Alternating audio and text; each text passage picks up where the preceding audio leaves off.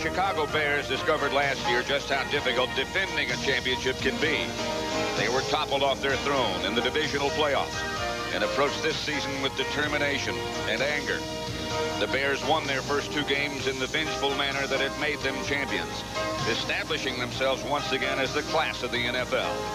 And when the replacements were summoned, they too maintained the momentum that kept Chicago's record unblemished for Mike Ditka and their philosophical followers.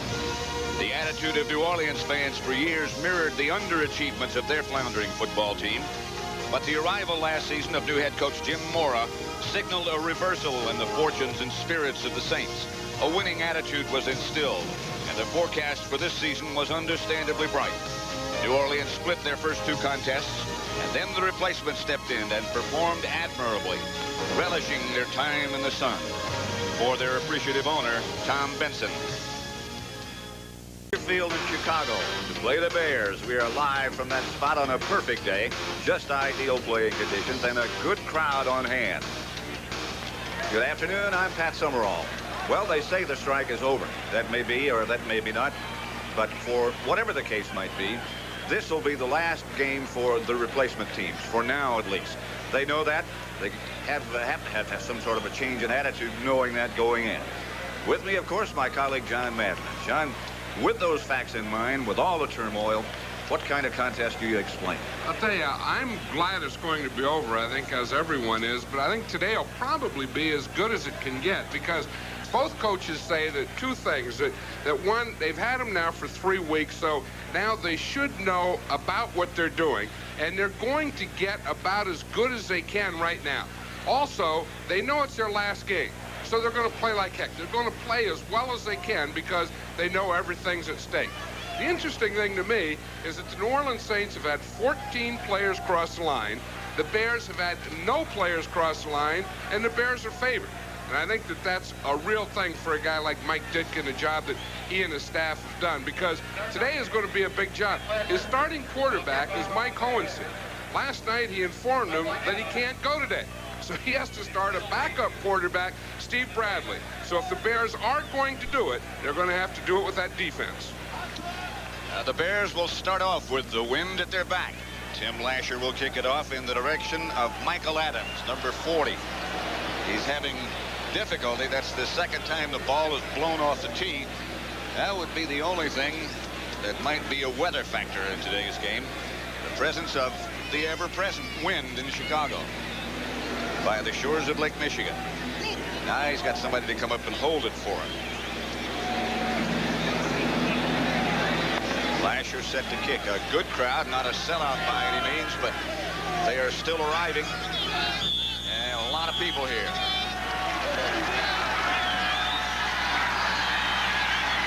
Underway. It will be Adams about 2 yards deep in the end zone. Just shy of the 20. Almost lost the ball. Got it back. John Forcade is the quarterback for the New Orleans Saints. He'll be facing this defensive line. McInerney, Tifa Tiller, Jim Altoff, and John Narns. Those linebackers, Bell, January, and Jay Norvell. In the secondary, Bruce McCray, Steve Trimble, Mike Stoops, and Egypt Allen. Forcade, outstanding collegiate quarterback at Ole Miss. Has been idle for a while, however. Wide Beverly for a half yard. Tifa Tiller on the stop with help from Bell. Forcade, the quarterback, Dwight Beverly, and Jeff Rottenberger, the running backs, Eric Martin and Stacy Dawsey, the wide receivers. Darren Gilbert, James Campen, Philip James, Henry Thomas, Ken Kauplin, and Malcolm Scott up front. 2nd and 9 from the 20. Beverly and Rottenberger behind Forcade. They show him 2 tight ends. Beverly again. Hit after a gain of a couple. Ball of 3. Jay Norvell on the stop. One thing about the Bear defense, John, no matter who's wearing the Bear colors, it's going to be an aggressive, attacking defense. Well, that's the thing. You know, the Bears were #1 in defense when the strike started. Then they went out on strike, and these guys came in, and they not only maintained being #1, but they really improved upon the statistics. Forcade, quick count. Saints will have a first down. Eric Martin, the receiver. Gain of 9. This is quite a story, John Forcade. He hasn't taken a snap in a game in the last 5 years. That's why he said when they contact me and said, look, there's a strike, we need a quarterback, he said, what the heck do I have to lose? I haven't played. He said, I have confidence. I think I can play in this league. He said, and I need an opportunity. This is what he was looking for, this chance. And they think he can play in this league. Beverly behind the line by Mike Stoops. -1. Here's the book on Forcade. Well, you know, as you see, he's been around, but he just hasn't played. He hasn't taken a snap. He was up in Canada. He was with the USFL. He was with a couple of camps. He was with Arena Football. Never played quarterback in Arena Football. He said once he covered a kick. He said he had to jump over a penalty box, and he ran down under a kickoff. That's the kind of guy John Forcade is. Tough. 2nd and 11. Rodberger with the man in motion. This is Beverly again, and the running game has produced very little for the Saints so far. John Norris was the first man there. Bruce McCray to help out. A loss of 2 more. You know, Dwight Beverly last week, as you see, had this big week. He carried the ball 35 times. And I don't think that they're going to be able to do that today against this Bear defense. I think if they are going to move the ball, they're going to have to do it a little more through the air. 3rd and 12. Right now they're operating against the wind. Lead the league in 3rd down conversion. This will be a tough one. Forcade. That won't be enough for the first. Stacey Dawsey made the catch. Forcade also. John was talking about Mike Hohensee not being able to play because of a bad knee. Forcade has a bad knee as well. Yeah, in fact, this week on Monday, he was on crutches, but he didn't miss a day of practice. He said, I'm okay, I can run to my right, I just can't run to my left. Good kick by Frank Harris. By Barnhart, beg your pardon. Frank Harris is a deep back to Chicago, and the Saints are down in a hurry. Good punt by Barnhart, who Jim Mora, Saints coach, thinks has a chance to play as well, just like Forcade. 0-0 in the first at Soldier Field in Chicago. You just heard the last strains of Happy Birthday, and that was for the Bears head coach, Mike Ditka.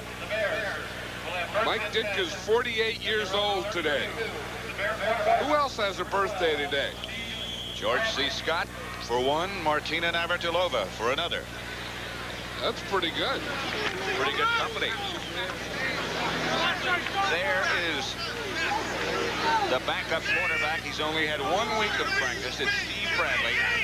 For the Bears, 1st and 10 at their own 32. Chris Brewer. And that's the Saint defense that the Bears will be operating against. Bruce Clark and Tony Elliott, 2 veterans, and Pat Swoops, the front 3. McCoy, Leach, Rowe, who played at one time with the Dallas Cowboys, and Joe DeForest, the 4 linebackers. Adams, Sutton, Derek Taylor, and Antonio Gibson in the secondary. They got 3. It's 2nd and 7. 288! Back! 288!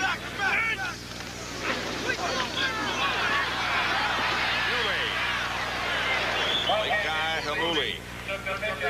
Tony Elliott made the stop. The Bear offense. Bradley, the quarterback. Chris Brewer, Lekai Hamuli. 2 wide receivers. Knapsick, Glenn Kozlowski. Up front, Oliver, Wojciechowski, Roddenhauser, Rolick, John Arp, and the tight end is Don Kent, whose father played for the Bears. Yeah, there ought to be some kind of award for this Bear team. It has to be an all-name team, or more syllables or something than any team in the history of the NFL. It is a challenge. That's Kent on the move. That's Brewer with the ball, tackle behind the line of scrimmage by Bill Rowe. bring up a third down situation. Pardon me, a fourth down situation. Here it is. You see, the Bears are trying to get the motion coming this way, then get back outside in a pitch to the other side. The Saints don't go for it. Boom, they get penetration. Two guys right down the line, and that brings up the punting situation. That's Kevin Brown back to do the punting. And Eric Martin back deep for the Saints.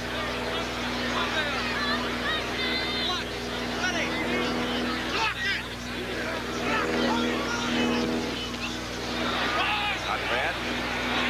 Martin on the move. Gets away from one, knocked out of bounds by the same guy he juked. Jay Norvell came back to make the stop. 0-0. 45-yard punt.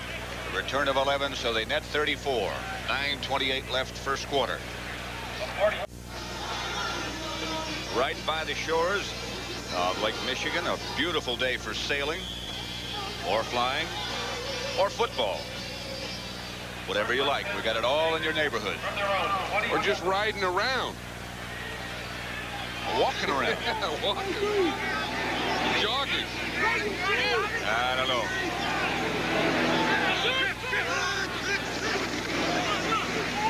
Yellow blitz.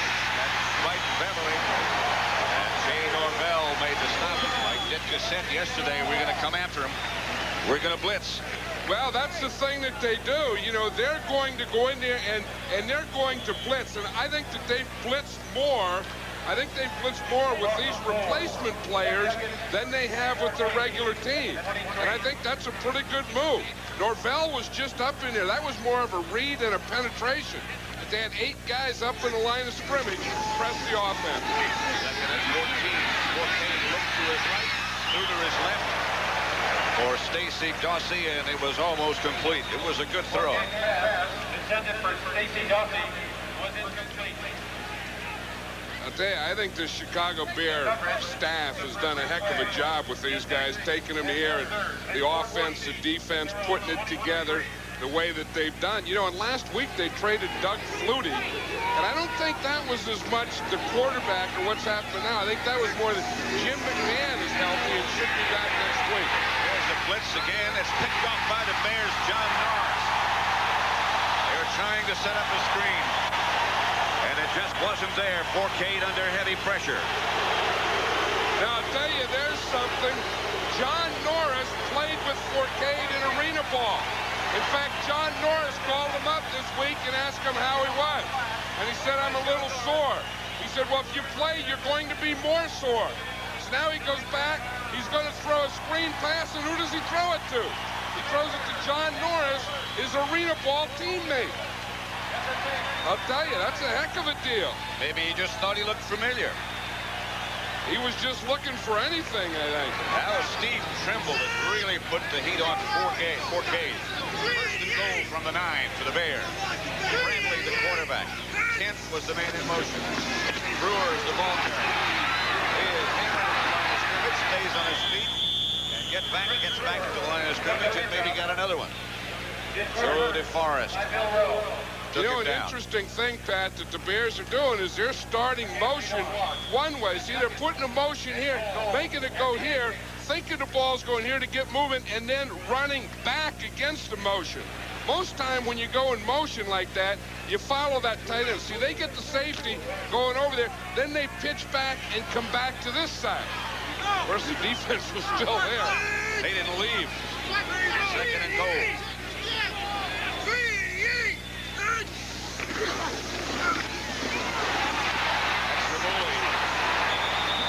Derek Taylor on a stop, but he got inside the 5 to about the 2. Yeah, Steve Bradley, the quarterback, has plays all over his body. He has them on his arm, look, his wrist. He has them underneath that towel, and he has them numbered. Then they give him a number.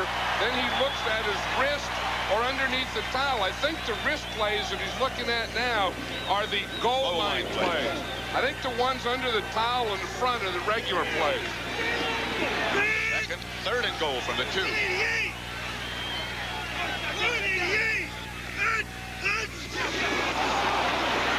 Confusion. Flag Legs go flying, and Bradley can go nowhere. Maybe he should go to the towel instead of the plays on his sleeve. Ball is back at about the 7-yard line, and the flags are everywhere. Well, you know, it's tough because Mike Hohensee practiced all week, and they knew that his knee wasn't good, but they thought he'd be able to play. Offense, penalty refused. 4th down. Ball's back at about the 5. Lasher will come in. So then last night he said that he didn't feel he could, so then Steve Bradley had to go. And as you can see, it doesn't look like Bradley's prepared to pass too much. Hohensee was the holder, but he's not holding. It's Sean Payton who's doing the holding. It'll be 22 yards out. Got it on the reflex.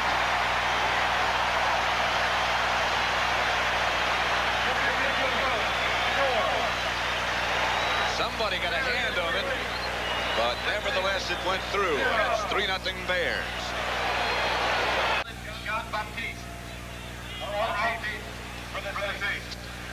3-0 Bears. Lasher set to kick off if he can get the ball to stay on the tee. Wind has diminished just a little bit. Lasher ought to be pumped up after getting that a field goal off the bounce. When you get one partially blocked and still get 3 points, that must make you feel good. Then you don't care what happens. Then when it blows off, you just giggle. Now he'll have a holder come in there and hold it. Get it all tilted. Tell him not too much pressure. That's it. I got it. Don't bear down. That's Bruce McCray that's holding.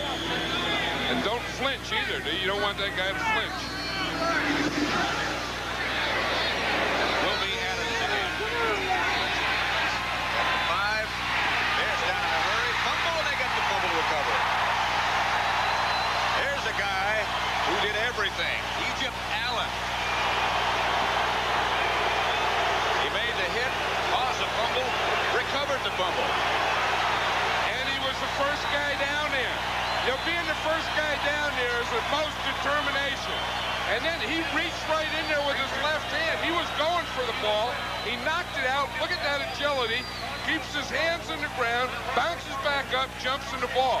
That's what you call a triple dipper. First guy down, make the hit that causes the fumble, then jump on it, then take the ball home with you. And make it 1st and goal. The Bears already lead 3-0. What a way to do it. That one and the interception by a defensive lineman. 1st and goal of the 8th.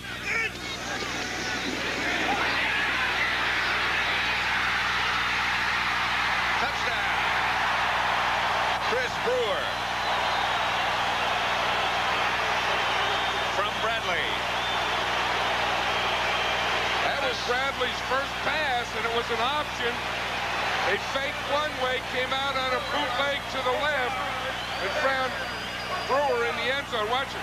See, he fakes out to the right, bootlegs left, has the option, run or pass, sees Brewer all open, wide by himself, just gives it to him for the touchdown. And Reggie Sutton was the man who hit him right at the goal line, and Reggie is the man who's down. Bears starting drive. 8 yards. 7 seconds. Hey, that's not a bad thing. You see the quarterback here, he's going to fake the ball out here, then come out bootleg. Now, he can either run or pass. See, he has that option. That puts the defense in the bind. Now, watch him as he fakes here to the remaining back going to the right. Now he comes out here to the left. You see Beverly is wide open. The defense comes up in the quarterback. That leaves Beverly open, so he takes that option to pass.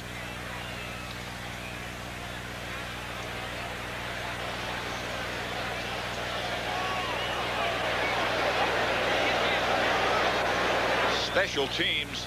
The Saints had woes last week. Fumbled one snap. Missed 2-point after touchdown attempts. One botched punt. And Jim Morris said, I feel better about that aspect of my game, but all that has to do with kicking. For an NFL update, let's send you back to New York and Brent Busburger. Well, Pat, the Los Angeles Rams score against Atlanta, and Steve Dills with the swing pass out here to John Francis from 2 yards out. And it's the Rams 7, the Falcons nothing. Let's go back now to Pat and John. And the Bears waiting for the injured New Orleans Saint Sutton to be carried off or helped off. There he is.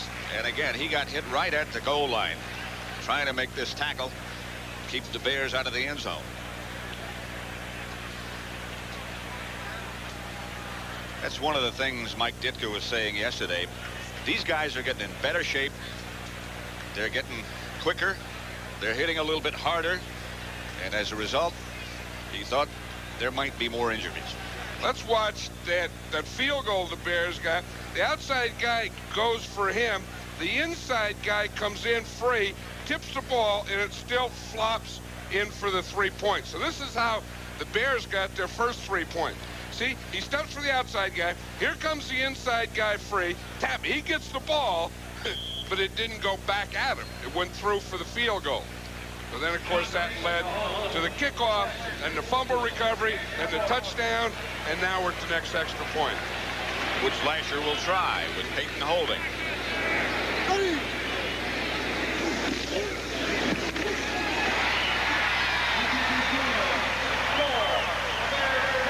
The Bears lead it 10-0. 6.5 minutes left, 6:32 in the first quarter. The Bears 10-0. Eric, smile. Eric, smile. Eric waved to Daddy. Phooey. Since they got that little RCA camcorder, I get no peace. It's so easy. He takes it everywhere. Dad. Oh, well, I guess someday I'll look back at this and laugh. Finally, a VHS camcorder so small, so easy to use, it doesn't miss a thing. Trust RCA to bring it to you.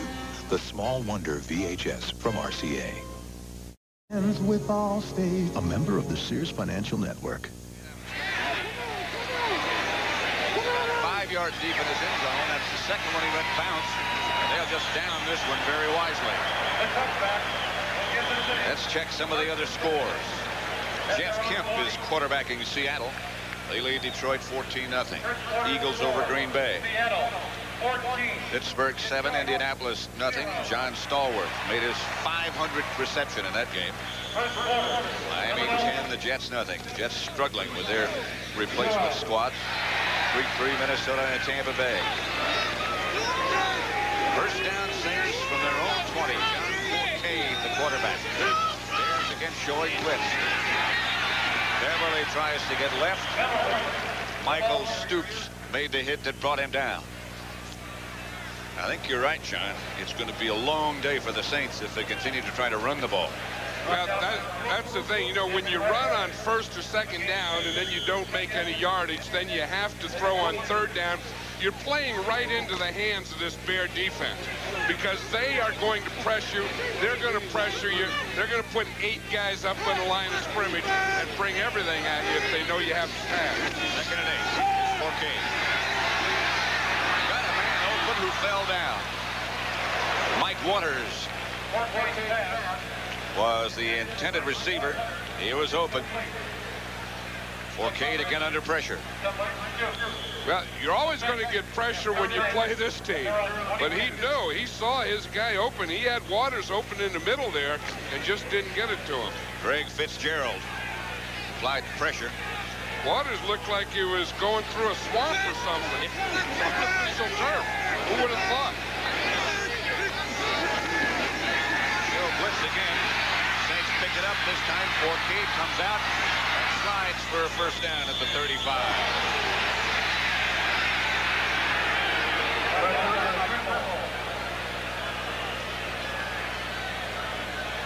James Campen saw a body come flying out just at the end. I think he does a good job, Forcade. We're going to see a stunt here in the middle where they cross. Now, as they cross, Forcade goes back, and he sees that hole right there and just takes it. Watch the cross in the middle. You see the tackles are crossing there. Now watch. Now right here he starts to run. Look at that big hole he sees right there. This is Beverly. The ball is loose. And they're saying it was down. Bruce McCray made the hit. Pick up a 15 by Beverly. Now here's one. When you get this type of thing, instant replay isn't going to do anything because you can see he's already down, but you have to know when the whistle blew. And the whistle blew before that ball came out of there. First and 10. There's the get showing blitz. Beverly slides to the outside and gets nothing.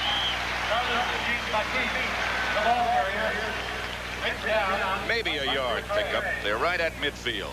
Jim Mora. Seattle now 21-0 over Detroit. Cleveland 7-0 over Cincinnati. First quarter, Seattle 21 is Detroit. You just get the feeling in talking to Jim Mora that it's imminent. The Saints are going to be a good football team and they're going to be winners. Okay, under pressure again. As Mike Waters. It might be a little bit short of the first down. A gain of 9. You know, Mike Waters looked like on that play, had he been able to stay in bounds, he could have scored a touchdown on it because there was no one there in front of him. Watch him here. He catches the ball here.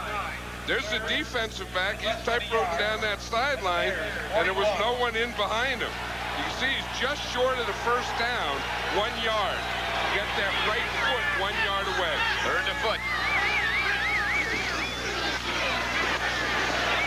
Rodenberger picked up 3, got the first down, stopped by Mike January. Jim Mora was telling us last night that he had Rodenberger in the USFL, and he said he wasn't a starter, he was just a backup guy. He said he's a good blocker, and he said short yardage, he'll get you half a yard or so. So that's it. That's his specialty, what we just saw there. You need a foot or so, give it to Rodenberger up the middle. And he got it. First down, Saints at the Bear 39. Forcade back to Beverly. And Beverly, number 37, down to about the 37. Jim Altoff made the stop. Picked up 2. There's Mike Ditka on his birthday. Got those sunglasses going, the rope hanging down the back. See, that's in case you get excited and you start shaking your head and the glasses fall off. They hang on. They hang on around your neck. At least you know where they are. Second down. 88. Beverly to about the 34, perhaps. Bruce McCray on the stop. He picked up 2.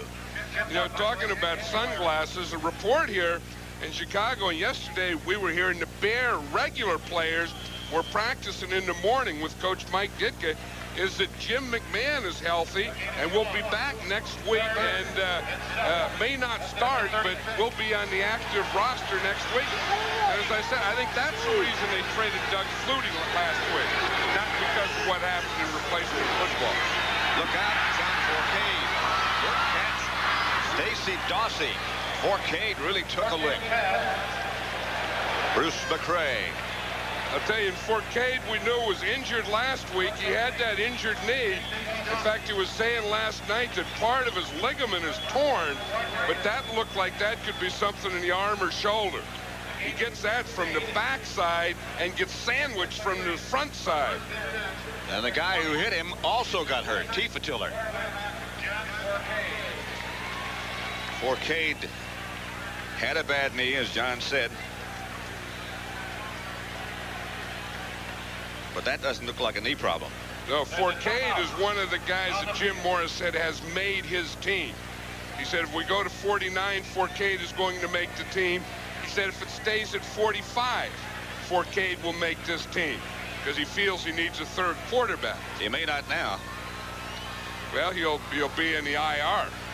Tim Reardon, number 14, is scheduled to take his place. Let's watch. You see, he gets the pressure from the back, and then as he gets hit from the back, he gets knocked into the pressure coming from the front side. So he gets the sandwich, and it looks like it's his right elbow. Tell you what, if you go back, that's a heck of a catch that Stacey Dawsey made. And then you wonder how John Forcade could even find Dawsey in that thing with that front and backside pressure. I'll tell you one thing, he is a tough guy. I mean, we were talking to him, and John Forcade has an attitude of a linebacker. I mean, he's not like, you think of some, they call him, those fancy names and, for quarterbacks and wide receivers and all that. He's not that type of guy.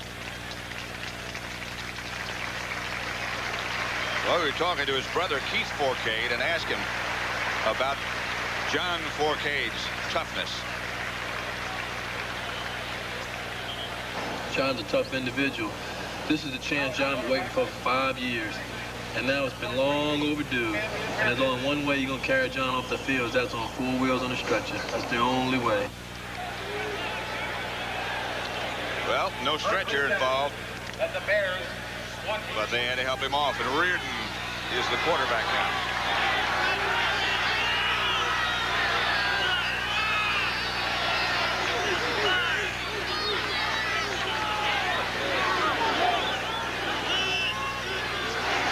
Beverly in motion. Then back to throw. Escaped from a couple, and he's got some room to run. And he runs out of bounds inside the 20. And now for another NFL update. Let's take you once again back to New York and Brent Musburger. Well, Pat, as you know, with a field goal kicker, all some of them needs an opportunity. Van Tiffin, formerly of Alabama, got a shot with Tampa Bay. He just nailed a 50-yarder, tied Minnesota at 3. He's 3 for 3. Pat, he may wind up making a team someplace. Let's go back to you. Well, of course, he played for Ray Perkins and Alabama. So that might have a positive effect. You always like to keep a kicker you know from somewhere. Some confusion for the Saints. Reardon wasn't sure. He heads for the sideline. There's a timeout on the field. Everybody will be back next week, all the regulars. And this is what you'll see here on CBS. First of all, the NFL Today. That begins at 12:30. The Bears will be at Tampa Bay, Dallas, Philadelphia, San Francisco, New Orleans, Green Bay, Detroit, Atlanta against Houston, and St. Louis, and the New York Giants. That's next week's schedule. We're going to be down there in Tampa Bay with Chicago again. It's something, we've done, like the last 8 games that we've done, we have never seen the Bears lose. And we don't see many people score against them even. Yeah, remember that Super Bowl year, we did like 4 or 5 games, and we never saw a score against them. And, of course, that was the year that I think was a great year for the Bears, obviously, but it was a great year for football. I think 82 and that strike affected it, and then I think the Bears and their personality brought it back. Here's John Forcade. He looks like he's trying to stretch that arm out or warm it up. We don't have or a just report. test it. That doesn't look like he could do it right now. That looks like it hurts. I don't know, but it sure looks like he wants to do it. Yeah, he said no. That last one hurt. That last one was a deciding thing that he said, no, that doesn't work. That part doesn't work today. He was an outstanding high school athlete in the New Orleans area. He went to Ole Miss and broke many of Archie Manning's records when he was there. Beverly with no place to go. Steve Trimble was the first man there. A gain of a yard. Dwight Beverly's thinking, where am I supposed to run? Watch his defense. It comes right down the line. Everywhere he looks, he's going to see a black jersey.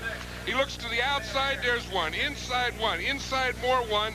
The only thing he could do is run it out of bounds and up into the stand. He's saying, where is the hole? There's no hole there. 3rd and 6. A minute to go in the first quarter. Bears leading 10-0. Rotenberger is the lone setback. He comes out of the backfield. Reardon throws.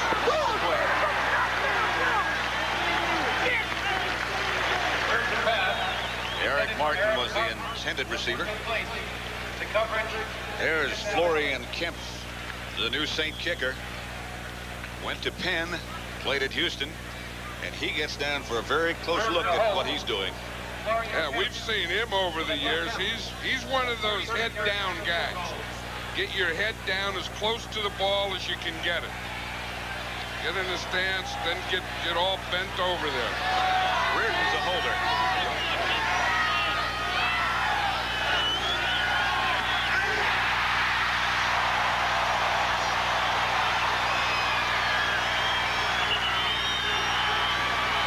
Greg Fitzgerald is the man who blocked it, and those troubles on special teams for the New Orleans Saints continue. But I think the Bears are the type of teams that make those things happen. They're a pressure team, as it doesn't make any difference if you're on offense or if you're kicking. They're going to try and break someone loose. They get pressure right up the middle, and it looked like Kemp just didn't get that ball up very high. He didn't. T. Fatiller in a celebration. The word from New Orleans, by the way, is it is a bruised right elbow for Forcade, but they expect him back.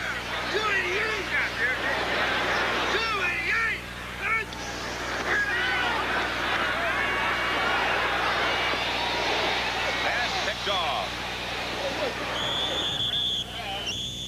by the Saints, Eric Mack. You know, Steve Bradley had a pretty good idea, and it looked like he had the guy deep, but he took too much off it.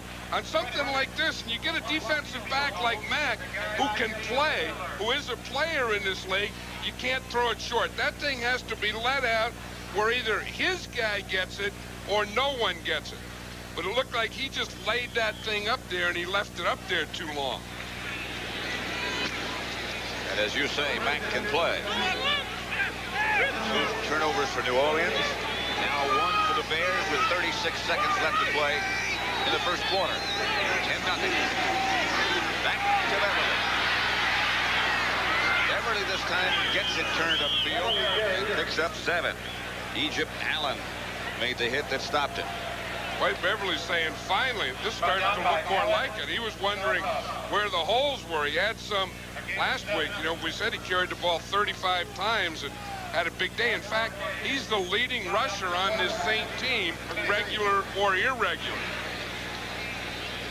And even after the day that he had last week, when we talked to him, he said, I didn't feel I had a good day. Carried the ball 35 times. That's the end of the first quarter. At Soldier Field in Chicago, the score is the Bears 10, the Saints nothing.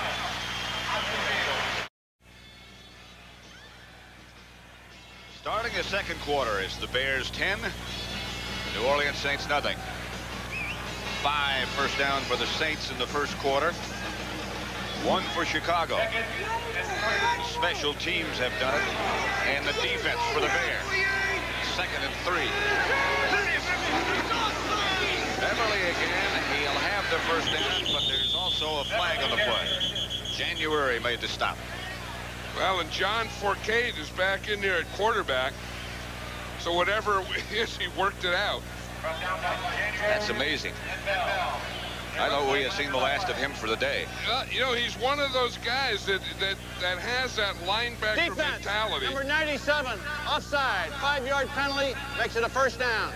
In fact, you know, he was saying, I kind of like this stuff. We come in and play in football, then if the NBA has a strike, we'll go play basketball. Hockey, we'll go knock a puck around. Whoever goes on strike, we'll go play in that league.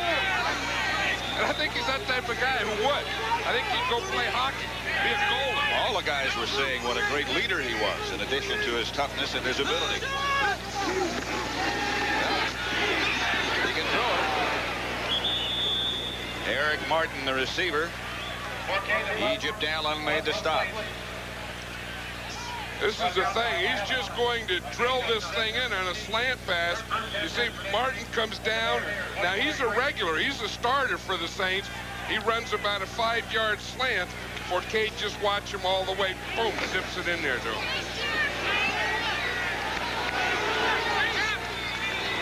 Rotenberger is the lone setback. Forcade back to throw again. Eric Martin, incomplete. Bruce McCray was the defender. Yeah, and McCray fell down on that one. Had Forcade been able to get the ball there, that's a touchdown. Because watch, as Martin makes that turn there, watch McCray fall down. He trips. Martin catches that ball. The score is 10-7. Second and 10.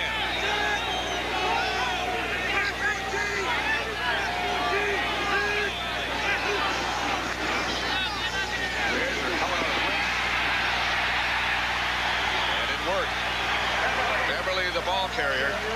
Jim Altoff was the first Bear there. A loss of 3. Hey, one thing you can't do is you can't sweep. You know, you always think of blitzing as going after the passer, but they're also run blitzing.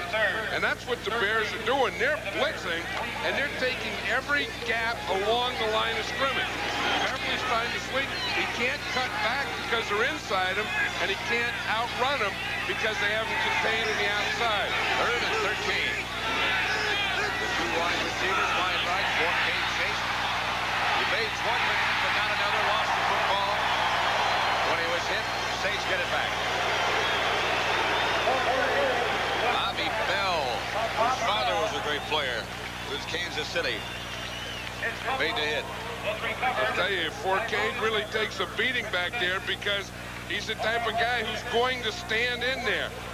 Now watch it. The Bears are making an adjustment to a formation. They're going to try and hit those gaps just as the ball snaps. They get one guy free. He doesn't get him. Now Forcade tries to step up, and as he does, there's Bobby Bell filling that hole. Rodenberger made the recovery. Hinton is going to try again from 49 yards. Reardon hold.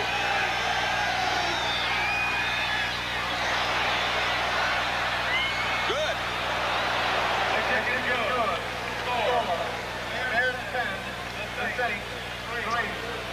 48 yards officially makes the score the Bears 10, the Saints 3.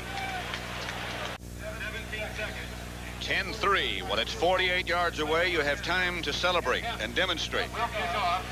Isn't it funny how no one ever talks to a kicker, but when he kicks one, how everyone tries to help him? I mean, everyone's turning their body and twisting and going like that, but no one ever talks to those guys. Not unless they tell you you're gone. Yeah. Lawrence White on the return for the Bears. And he fights his way out to about the 26. Eric Taylor made the stop. Just to summarize what's happened so far, 2 New Orleans turnovers have led to 10 points. And the 1 Chicago turnover, the interception, resulted in New Orleans 3. Saints special teams have had a field goal blocked and a kickoff fumble. But they just put a field goal through. From 48 yards out. A new kicker and a new holder.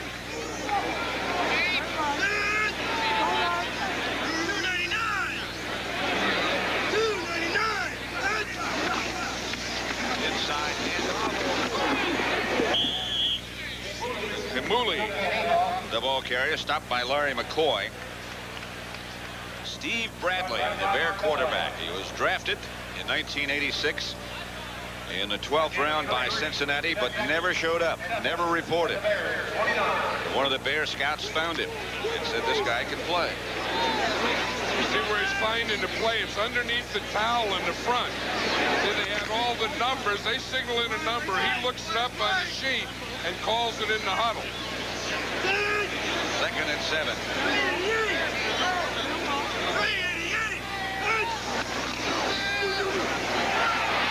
Bradley is down. Saint blitz by Joe DeForest. That's the first sack. Excuse me. Steve Bradley's saying, I looked at that. It was number 12, but on number 12, who blocks Joe DeForest, number 55, coming from my backside? They didn't think of that. They gave him the play.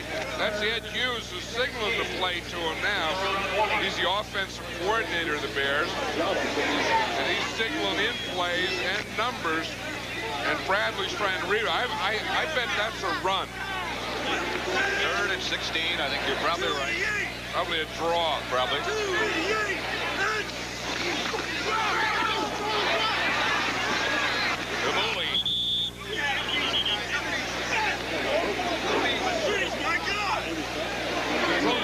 That Swoops made the stop. Kevin Brown will come on to punt. One of the Saints limping off. Seattle 21, Detroit 7 now. Lions just scored on a 5-yard pass. Todd Harns to Dan Bradley.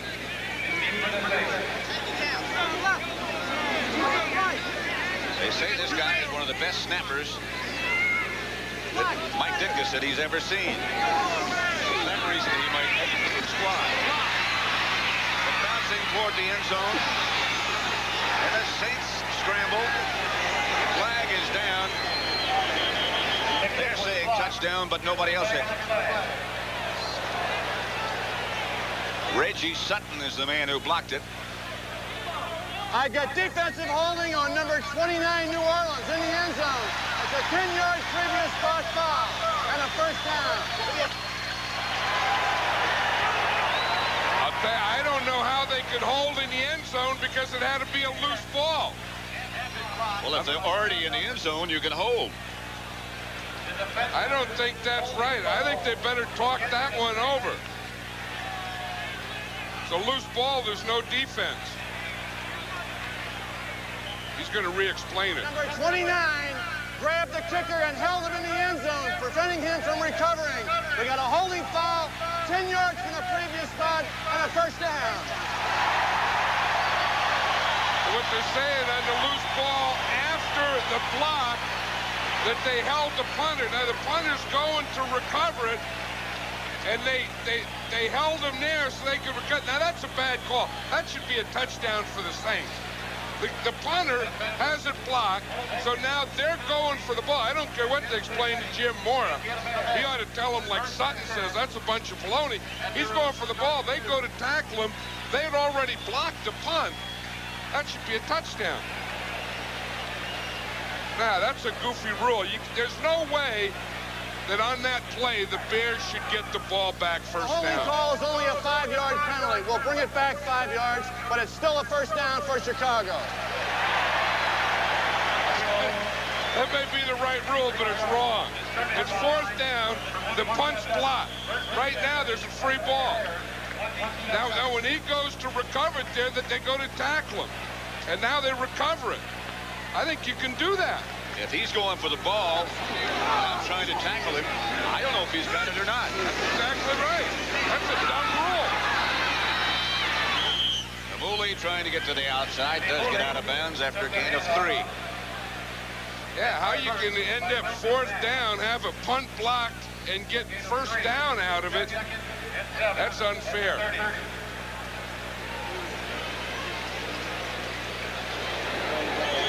Second down and 7. Ball's in the Bears 30. They lead 10-3. I'll tell you, look at that 93-16. That's more of a thing for the Bears defense and special teams than it is lack of offense, I think. Pass complete to Glenn Kozlowski from Steve Bradley. There's a guy that Mike Ditka likes, is Kozlowski. He says he has 2 things going. He says he has hands and he has heart. And those are 2 things that Mike Ditka likes, especially that second one.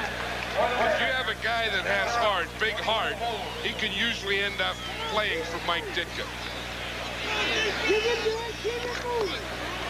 Ball at the 45. First and 10 Bears.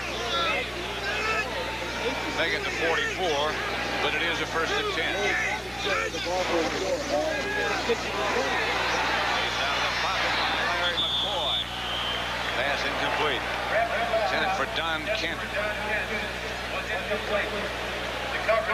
I think Bradley just threw that one away. He knew McCoy was coming there, and he couldn't find any receiver. He didn't want to get hit by McCoy, so he said, I think I'll just get rid of this thing and try it and see what happens on second down. Maybe we can get a punt block to get another first down. Well, that's a dumb. That's dumb, isn't it? What? I think Dumb? it just doesn't make sense. Oh. That's the same thing, I guess. Incomplete again. It was intended for Don Kent. Bradley again under pressure. I tell you, Glenn Kozlowski was wide open deep, and was he upset that Steve Bradley didn't see him? He was jumping up and down in the middle. Let's see if we can watch him. He's out here. He's going to come right down into here. Let's see if we can see how open he gets. He gets by his guy. Look at him here. There's no one in the middle. He's right down here in the middle, going deep. And he said, let me have it. 3rd down 10. Bears from their own 44. Out of the shotgun. And here comes the New Orleans blitz. Down goes Bradley. Scott Leach was the Saint there. The Saints' second sack. I tell you, that's the thing. You know, Leach just comes from here, and they can say, you know, just go ahead and, you know, and hit me here and hit me there. But someone has to block. Someone has to help him. You see Leach, a guy goes outside, a guy comes inside, and no one blocks Scott Leach as he comes right up the middle. So you can have guys open, but like I've always said, the first thing you have to do is get that pass protection. Kevin Brown back to punt. Eric Martin back deep for the Saints. That one won't really get to him. It does on the bounce. He drops it. Bears in pursuit, and they have it. Egypt Allen again. 47-yard punt. Bears get the recovery. The best thing the Bears can do on offense is punt. Watch this one. It looks like that guy was held, too. He was being tackled. Now he's being held, and the Bears come up with it. Chris Brewer made the tackle. Egypt Allen made the recovery. Eric Martin still down.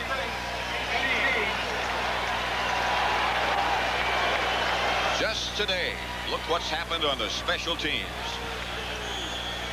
Well, they had the one dumb rule, and then they have this one here. And like I said, the Bears have made more first downs, I think, and more yardage out of punt formation than they have on offense.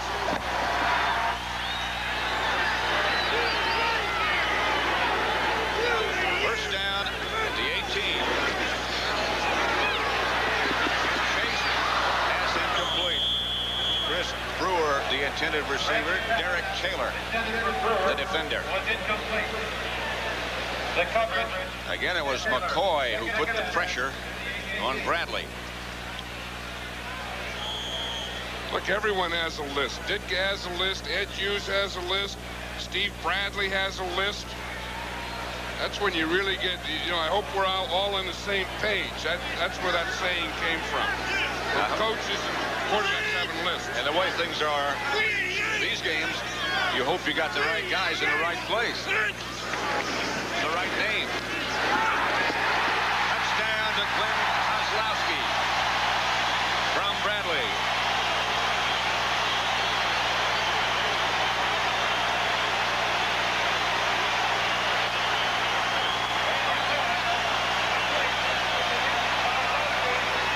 The pattern that Kozlowski was saying before that he was open on. He probably just got the word back to the coaching staff that he said, I can come up and then go inside and beat this guy in a slant. Because remember, we saw that earlier when Bradley didn't see him. That was the same pattern. Sean Payton will hold for Lasher. And then the extra point is good. 17-3, the Bears over the Saints. 8:12 left to play in the first half. Let's watch that touchdown again. We'll see Glenn Kozlowski's here. All he has to do is get inside to go here. But the guy who's poor is this free safety here.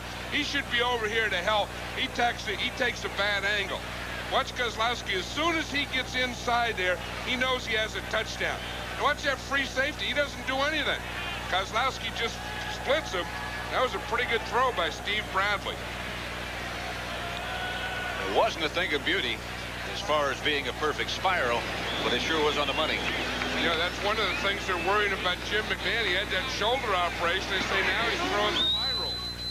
Everyone's worried about it.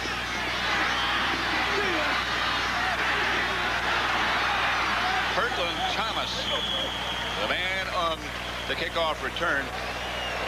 Glenn Kozlowski, who just scored that touchdown, has captured the heart, as John Madden was saying, of that man, Mike Ditka. And we asked him what he has learned about his stay with the Bears. You learn about people, especially the coaches. They're under adverse conditions, and you know, you got to hand it to them. They held together, especially Coach Dickey. He's a class person, and he's a winner. And he took a group of guys that you know, you just basically you pulled them off the street and you put them on. They were all football players, but nobody had played in a while, and he molded them together and he made winners out of it. Forcade to Stacy Dawsey. Egypt Allen, the defender.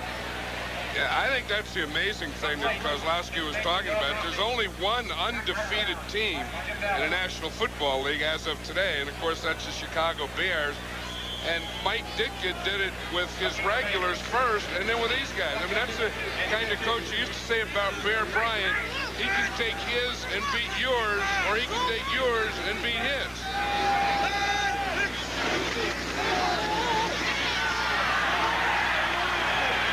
Beverly close to a first down, maybe a little bit short. January on the stop.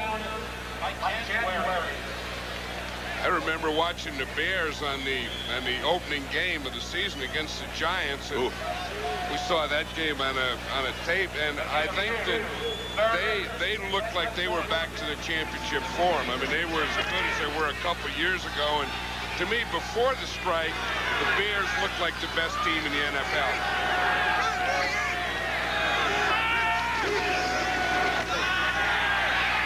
That's going to be close. Rodenberger. They got it. Well, that's what Morris said. Old Rodenberger, he's good for a half a yard anytime you need it. How'd you like to be known for that? Half a yard. Old half-yard Rodenberger. Depends on how bad you want to play. Depends on how much you need. If you need 10 yards, half a yard's bad. If you need a couple inches, half a yard's great.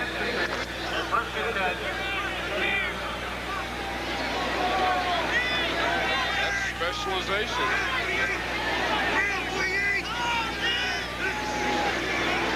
Okay, back to throw. Flag is down on the play. Caught by Eric Martin. Enough for a first down, a gain of 19, but a penalty marker. I'll tell you one thing about that John Forcade. He has a quick release and a strong arm. 88, offense. Pass interference. 10-yard penalty, previous spot. Still first down. I'll tell you one thing, the Saints are sure getting some ugly penalties against them. Anytime they do anything, I mean, they block a punt and the Bears end up with a first down. They drill a ball in there for a first down, and the tight end, Mike Waters, is holding. You remember Mike Waters? I remember a year ago, he was the starting fullback in the opening game for the Philadelphia Eagles. And he got in an argument a couple of weeks later, and Buddy Ryan ran him off. Well, he got in the argument with the wrong guy, the head coach, Buddy Ryan.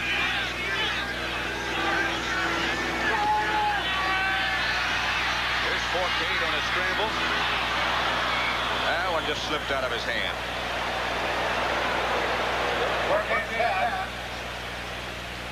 Jets ahead of Miami.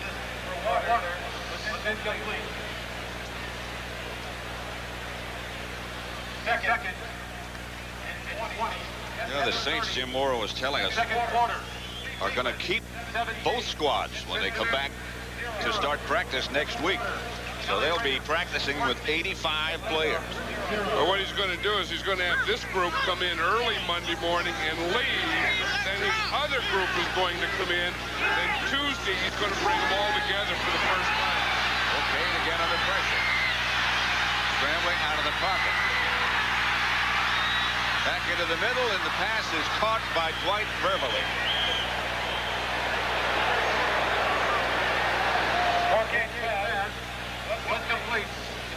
Talking about that situation, and John asked him Mora if he had a facility that would accommodate that many players. And he said no.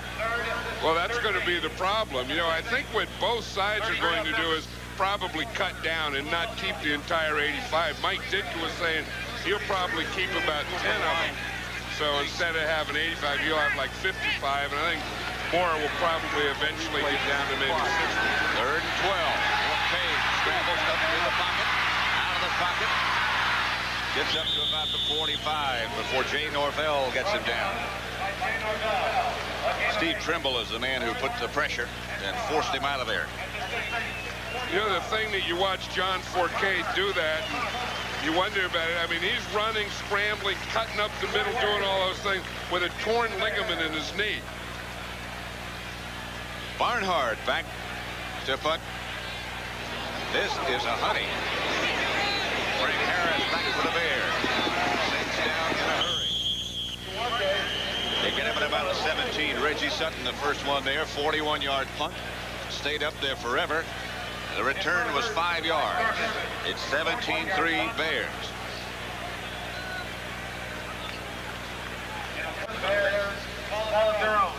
They might can make the second half. They don't even care.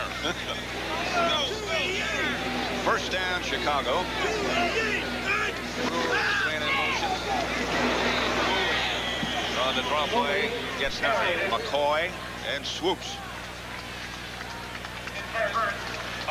Sometimes people, including us, are confused about what's going on with the old players and the new players and the strike, and is it settled and isn't it settled, but those are the roster rules. Yeah, and that'll just be for next week. They can carry 85 and only have 45 active, and announce that active squad the night before the game. Sean Payton is now the quarterback, 2nd and 11. Gives it to Hooley. Left side, not much. I wonder if something happened to Steve Bradley, because Mike Ditka told us yesterday, I don't think you'll see Sean Payton. He said he followed the plays up. He said last week, he said we put Payton in there, and he said, and we gave him a play, first down, a running play. He ends up in a shotgun and calls something. He said, I don't think he's ready for this. So Sean Payton is the quarterback. 3rd and 10. The Saints showing blitz. Hooley almost lost the ball. Got it back. Got hit by Scott Leach. Don't forget to stay with us at halftime for the NFL today with Brent, Irv, and those three gentlemen. Jim Kelly, the Buffalo quarterback, Ken O'Brien, the Jets, and Mark May of the Washington Redskins. And Brent will be discussing what the situation might be with them. Evan Brown back to punt, averaging 46 yards. Eric Martin back deep, standing right in midfield for New Orleans. Fine drive kick. He had trouble handling the last one, so Martin gets away from this one. Rolls into state territory.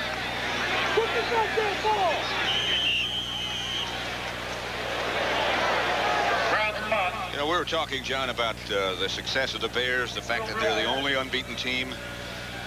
2 wins by the regulars, 2 wins by the replacements. And Mike McCaskey of the Bears was saying to us yesterday that he thought the opening speech that Mike Ditka gave to the replacement players is the thing that has fired them up like this and kept them as good as they are. Well, what he did is he told them about the Bears tradition and what it means to wear a Bear uniform. And the big thing I think he did is he treated them like professionals, and they acted and reacted like professionals. McInerney pulled down John Forcade after he had to come out of the pocket again. Still got 5 yards. Gain of 5. You know, out of this thing, John Forcade, out of this replacement football, has already gotten a commercial down in New Orleans. Yeah. He's big. 2 minutes to go in the first half. 17-3, the Bears over the Saints.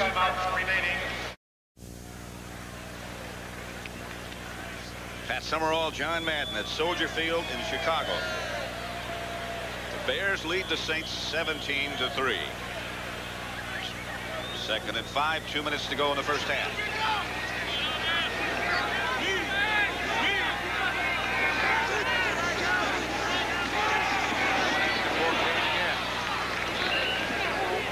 Stacy Dawsey takes the strike, and the Saints move the sticks. That's another thing that the Bears did. That's the 1987 Chicago Bears. That's what the caption underneath the picture says. That's the replacement team. Something they'll treasure for a long, long time.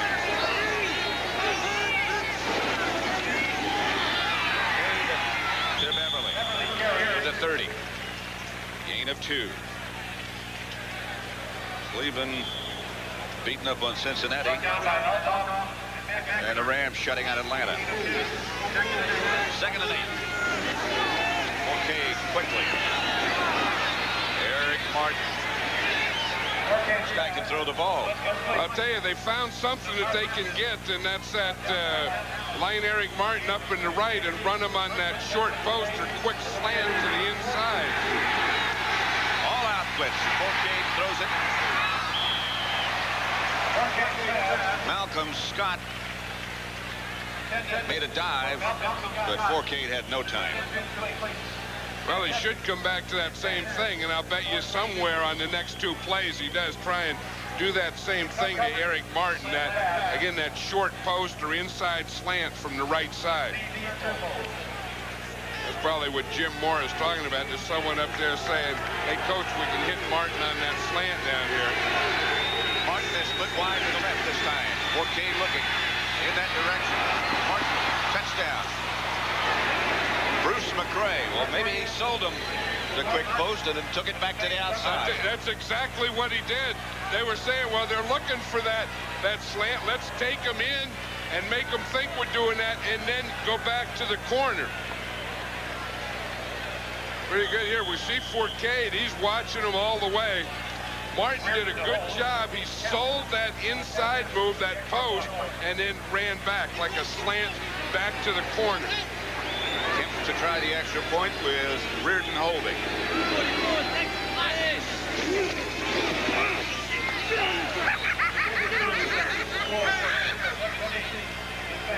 Let's watch Eric Martin. He's out here. Now, he'd been coming up here and running his slant. So now he comes here, starts in the slant, sells the slant, and then comes back out to the corner for the touchdown. See, he'd been coming a slant. Now he starts in. See him sell it? Now he sold it in there. Then look, he has all this room to the outside, and Forcade just lays it out for the touchdown. But, you know, they had to believe he was going inside because he had caught like 3 or 4 of those slants. So then he runs what they call slant corner.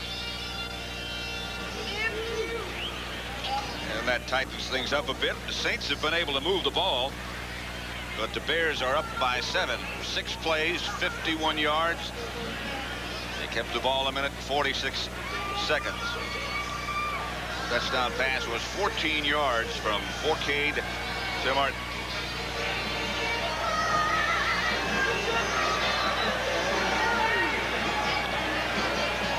This could have been a tie ball game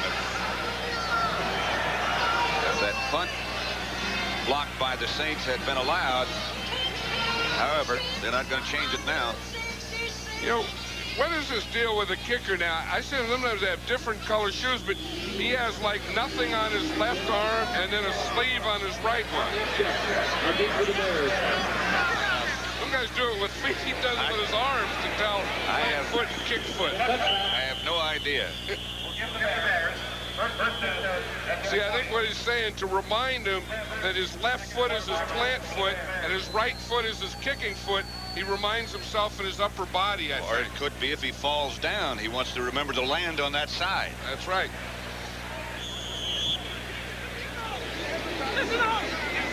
Total offense, Saints 171, Chicago just 43 total plays.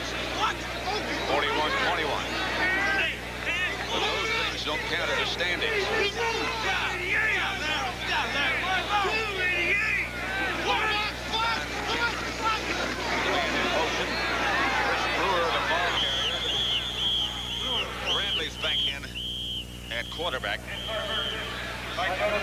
I tell you, you don't think a nose tackle gets a beating. You were talking about the tight end coming in motion. Watch him as he comes in motion, the job he's going to do right here. Here's a nose that he's fighting like that, and here comes this guy from the blind side and does this to him. Watch, you think you're in the pitch, you think you're blocking the center. Watch, here comes the tight end. Whap! And look, you end up right on your back. You think, where are these guys coming from? And that's Tony Elliott.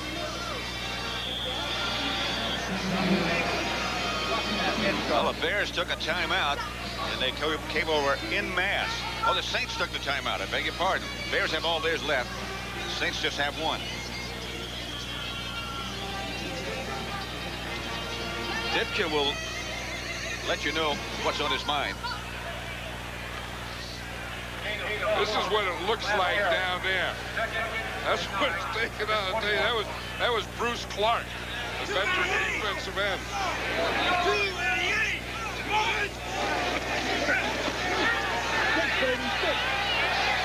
Bradley is picked off by the Saints. They only have one timeout left. They'll get the ball at their own 35. Reggie Sutton picked it off. And then Kozlowski took it away from Reggie Sutton, but that didn't count. That was after all the stuff. Hey, this is a pretty good interception here. Going here, they're both just going for the ball. They're both playing offense. Sutton just made himself a receiver, and he just ran the pattern and caught the ball. He's the guy that got knocked out on the Bears' first touchdown. Made a couple of big plays. He's the guy that said he had to come back, that he was just learning defense and how to play, and said he just couldn't stay out. He's also the guy that blocked the punt. Look out, John. To Beverly. He is very close to being over the line of scrimmage when he let it go. Forcade appears to see a lot, sees the whole field. Or he hears a lot. I think he heard you. You said look out, and he just looked out and ran little and threw the ball. This guy can see or hear. Watch him. He's going like this, and you say, look out. And then he did this. And then he did this. And then Beverly did this. And it's 2nd and 10.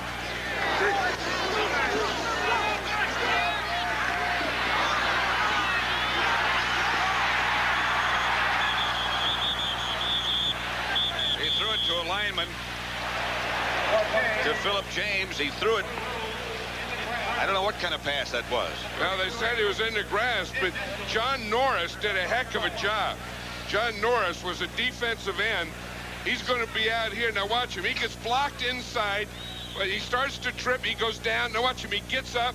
Now he's coming back, chasing him here, and getting him there. And he was in the grass. He had an illegal forward pass, so there's no foul. The play was already dead, in the grass. The whistle had blown, which was lucky because he threw the ball to his center. The center, of course, you can't do that. You know, you can do that in the streets, like when you call center eligible. No duck in the center, then you can do it. But in here, you can't throw it to the center. All the timeouts have been used by New Orleans. 3rd down and about 13.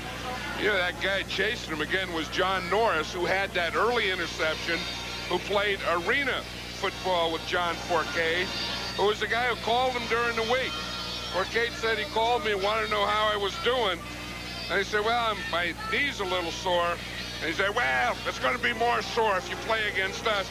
And then he said, Forcade said, I just took the phone and gave it to my brother and said, here, you talk to this guy. But he was chasing him, wasn't it? His brother's a tough guy. Well, his brother's a talker to the guy. 6 seconds remain. Throw it up and hope somebody comes down with it. One of our guys. Which didn't happen. Pass incomplete. The Bears, with the Saints still having all kinds of trouble on special teams, the Bears have been able to take advantage of it, and they lead 17-10. That's the end of the first half with the score. Chicago Bears 17, the New Orleans Saints 10.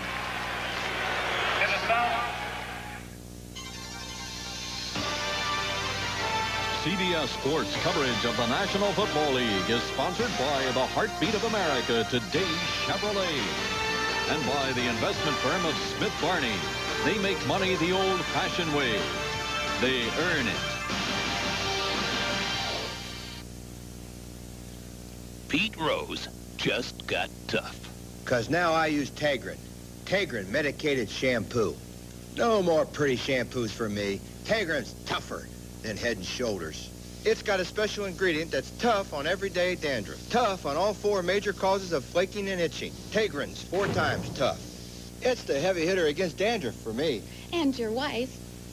So get tough on your dandruff with Tegrin lotion, or now in brand new concentrated gel.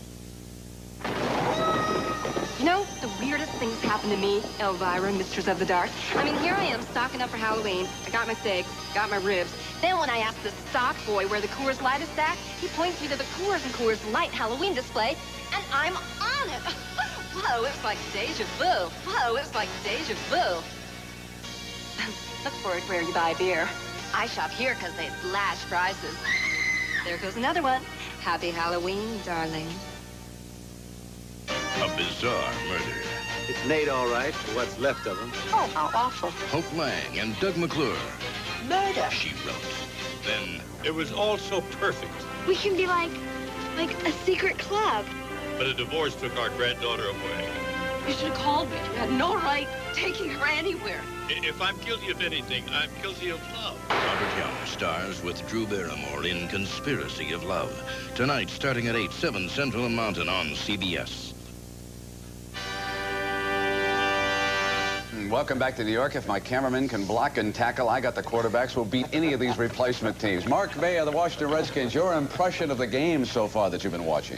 Obviously, it is an NFL caliber football, but there is some excitement in those football games. Ken O'Brien, your thoughts? Joke football or not, I have to sit here and root for the New York Jets to win so we can get back on the winning side of the track. Jim Kelly. I agree, too, because the Buffalo Bills definitely have to get out of the cellar. We're in last place, and hopefully we can pull it out. Yeah, Jimmy the Greek, you're sitting here rooting for the Green Bay Packers. And no, I'm rooting for the Eagles because I picked the Eagles. But if the Green Bay Packers don't win this one, they won't win another game until the next strike.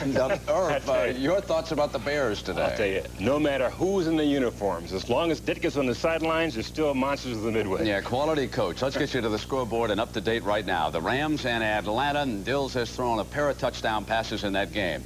Jeff Kemp has thrown 4 touchdown passes. Steve Largent has 3 of them, and Largent has caught 12 passes against that replacement Lion defense. Philadelphia and Green Bay, the Eagles 7 and the Packers 3. Cleveland and Cincinnati, Gary Danielson has thrown 3 touchdown passes in that game. Indianapolis comes back late to tie Pittsburgh at 7. They go to the half. New England, Houston. Yes, Doug Flutie is playing. He's 10 of 17, 162 yards, and he has thrown 1 touchdown pass. Miami and the Jets, and here's the one that Ken O'Brien wants to come in. 17-10 right now. The Jets with the lead at the half. Minnesota and Tampa Bay, this is a duel of the field goals. New Orleans and Chicago, those of you watching this game, you know the Saints have self-destructed earlier in the replacement game schedule, but not today. They come back late. And here's the touchdown pass. Hey, Forcade's got some courage, doesn't he? Hangs in with the knee injury, throws a touchdown pass. But I'm going to ask our experts about this blocked punt. Now, here come the Saints. Now, watch the punter. Now, Mark May, I was under the impression that that was legal when the ball was free. Your feelings about that? I thought so also. A fumble, a block punt, it's a free ball. My interpretation of the rules, you can do anything to get it back. Ken O'Brien, your thoughts? I think a call that bad can only be made by a scab official. I think it's appropriate for the type of football we're watching today. Jim Kelly. Best words I've heard all day, but it was a touchdown for the Saints. The punt was blocked. I think it should have been a touchdown. Jimmy the Greek, I agree with them. I picked the Saints. Come on, Brad. Irv, what did they rule? Why did they make that rule? Well, I checked with the press box in Chicago, and the official ruling was you cannot use your hands to, you can only use your hands to make a tackle or ward off a block. They thought that they were tackling the kicker instead of pushing him away. Well, we're coming back with our board of experts right after these messages from your local stations.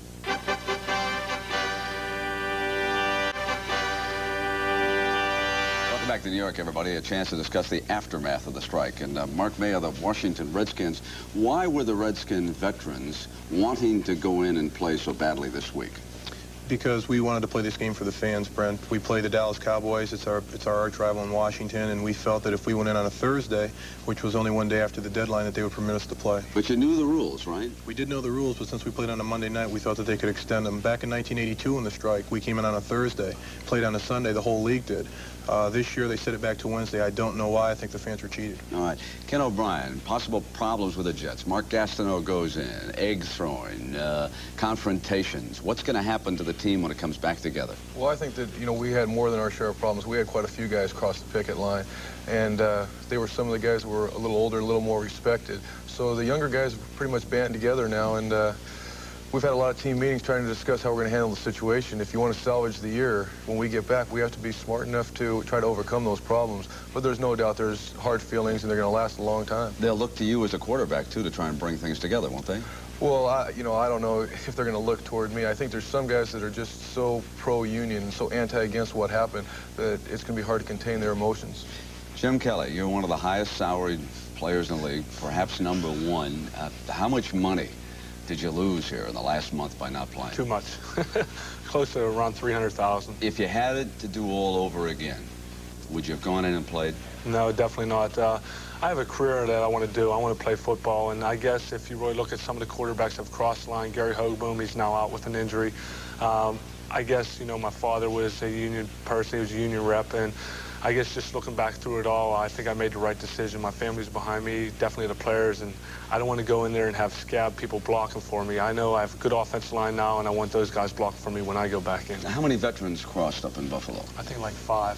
What will that reaction be when you go back in the locker room? It's going to be tough because from what I understand, they're going to keep 85 players on the roster for this week, and I know some of the teams are sharing same locker room.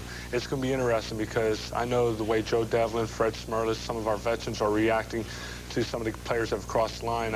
Take, for example, Carl Byram was one of our starting fullbacks, and he crossed the line. And they said, go ahead, hand the ball off to him, Jim. He said, we'll see what happens with the offensive line. Mark, why did the Washington Redskins hang together? Back in 1982, during the strike of 82, we all stayed together, and we were all tight, and we were all a unit, and we went to the Super Bowl, and we got one of these, and we won. We were hoping that this time around we can do the same thing. We stayed together as a unit. We had team meetings. There were a little bit of bickering in there. Of course, when you get 50 guys together, guys are going to voice their opinions. But we stayed together as a unit, and I think we're the only team in the NFL to do that. Ken, the approach of the union going out on strike?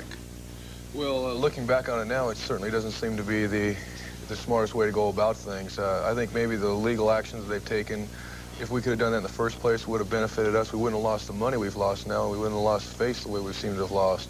But, the thing that hurt the union more than anything was the solidarity was broken. When guys started breaking the lines, and there was nothing left for them, and that was a key factor. Jim, you agree with that? I definitely agree because, when you play football, you play as a team, and if everybody pulls together, such as what Mark said, the Washington Redskins stuck together.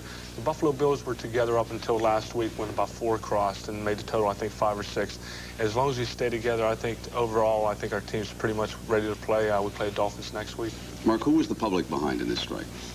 I think definitely it was behind management, especially the first few weeks of the strike. But when they didn't let us come back to play, when everybody in the league came back in the league and they wanted to play football this weekend and give the fans what they're paying for, management said, no, we can't let you guys play because we set a rule that was moved 3 or 4 times already. They wouldn't let us come back and play. I think we've kind of tilted towards the players in this strike. I think the fans have really kind of tilted a little bit more towards the players. Was free agency worth striking for? I really don't think so. 2 out of the 3 guys up here may benefit, but it won't benefit me at all. I want to stay in Washington and play. Yeah, Ken? I think free agency is definitely an important issue. I think that if you can move around, if you can get more money by having your talents dictate what the market's going to do for you, it's what happens everywhere else in society. But to sit out on strike for 3 weeks was crazy. I think maybe legally, if we can get it that way, it'd be the smartest thing. Jim, how long will it take before the veterans are back in shape and we can see NFL football the way we're accustomed to seeing it? Well, we've been practicing 4 or 5 times a week. And we've been running. We've been staying in pretty good shape. But from what I hear, a lot of the NFL teams were like 20 players, 25 coming in. We had approximately 35 to 40 players every day out there. So as far as the Buffalo Bills are concerned, we're in pretty good shape. But again, we play down in Miami in the hot weather next week. Eager to get back, though? Definitely. Ken? Can't wait. Mark? Ready to go. All right. So they'll all be back in uniform next week. Thank you for being with us. And we will continue here with the NFL Today on CBS in just a moment. At the half at Soldier Field in Chicago, the Bears lead the New Orleans Saints 17-10. It's been a first half that the Saints dominated statistically, but the Bears and their special teams prevailed. One controversial play, however, or this could be a tie football game. Let's go back and look one more time at Reggie Sutton's block of a Bear punt. You know what they say the rule is here, Pat, that after you block the punt, now the punter is going for it.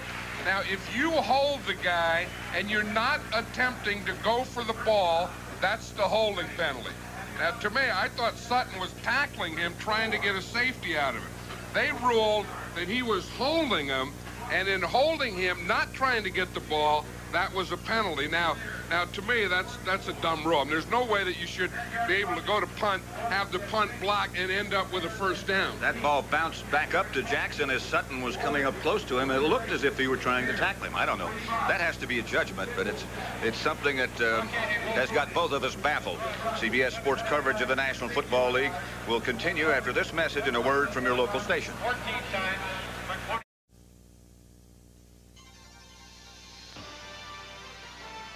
CBS Sports coverage of the National Football League is sponsored by Subaru and by Michelob Light. When the sun goes down, light up the night with Michelob Light.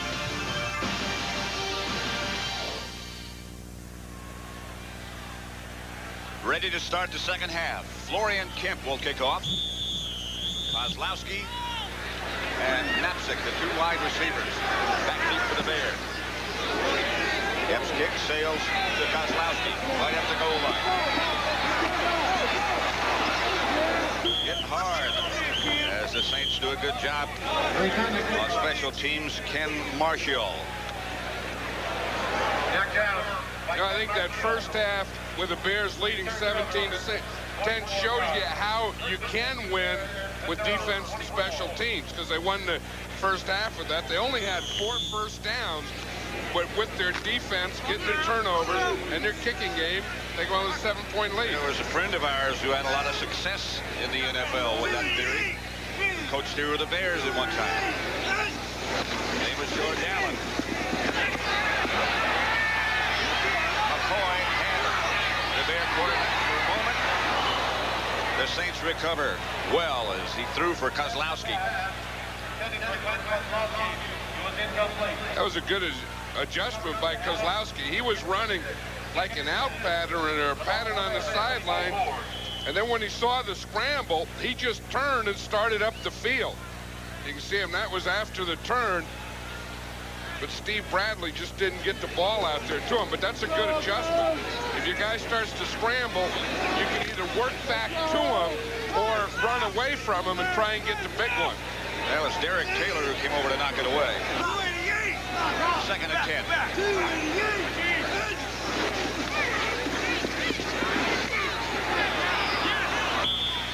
Over the head of Knapczyk. Bring up a 3rd down situation. Talking about the Bears in the first half, they only had 4 first downs. They also only had 25 yards passing. Most of that came on the touchdown pass. Ray Tuitt touchdown passes. Supposed to be Hohensee starting at quarterback for the Bears. He's had a bad knee all week. They decided last night that he couldn't go. So Bradley operates out of the shotgun. Brewer with some room. That's going to be close. That was a collision right at that marker, right at that first down marker. There was about 20 guys running right at the marker. I think the Saints won the race. About a yard short, I think. Eric Martin goes back to, here's the race John was talking about. That's just, they started here, and now watch, there's all these guys running right down here to that marker, and the Saints stopped him before he got there. Kevin Brown. Martin signals fair catch, and the ball bounced away from him again. And this scramble goes on, but the Saints come up with this one. I'll tell you, Martin should know better than that. He caught the ball too close to his body. You see what happens? When your hands get close to your body, the ball hits the shoulder pads. Watch him. You got to catch that like a pass. You got to have your hands out in front. See how close his hands are to his body? And then the ball didn't hit his hands. It hit his shoulder pad before it ever got to the hands. And a receiver should know that. I mean, you make a living keeping your hands out in front of your body. First down, Saints. Cade back to throw on first down. Gets his pass down the middle. His receiver juggled. It was Mike Waters and couldn't hang on. Somebody might have deflected that on the way. I'll tell you, he had him here with the play pass. Waters is kind of wandering upfield. He just got hit after he dropped it. He deserves that. That's for dropping the ball. The ball hits you in the hands. You got to catch it. There's the deflection. It was deflected. And it hit him in the hands right there.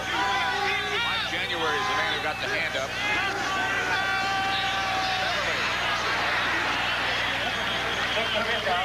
2-yard gain. Tiller on the stop.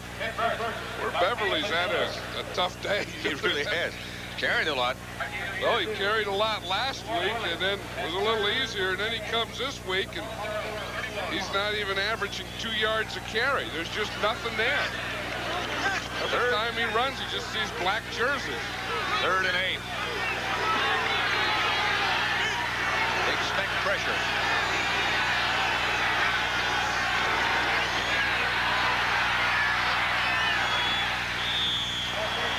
Stacey Dawsey, the intended receiver for Cade, had again little time. Yeah, that was one of those things that he threw short. Even had it been complete, it wouldn't have been a first down.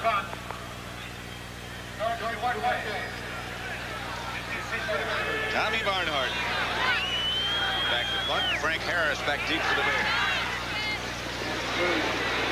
Good kick. And the Saints are down in mass. Jeff Rodenberger down to make the stop. Chief Tiller in pain over on the sideline. 38 yards. Next week begins with the NFL today at 12:30. The regulars will be back. John Madden and I will be in Tampa for the Bears' visit to the Buccaneers. Dallas, Philadelphia, 49ers, Saints, and the rest of the schedule. Tifa Tiller being attended to over on the sideline after he was in obvious pain. That still is. 1st and 10 at the 31 for the Bears. Sean Payton back in at quarterback. Payton chased by McCoy. Overthrows his intended receiver. Namuli. That was one of those plays where it was going to be a bootleg, and he sneaked Namuli out there, but he just had too much pressure by McCoy. Brings up 2nd and 10. A beautiful afternoon in Chicago. Beautiful day. It's good. It's a nice day because the sun's shining right on Peyton's plays for him. He got that big list underneath the towel. And he can see it. Yeah, it's good. It's not a cloudy day. You'd have to squint to find the play.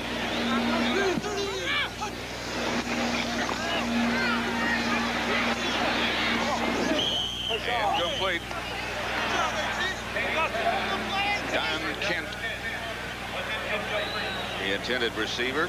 Rams 17-0 over Atlanta. Seattle beating Detroit 30-7. Philadelphia 7-3 over Green Bay. Cleveland shutting out Cincinnati. Colts and Steelers tied. 21-7 Houston. Jets 17-10 over Miami. Tampa Bay leading Minnesota 10-3.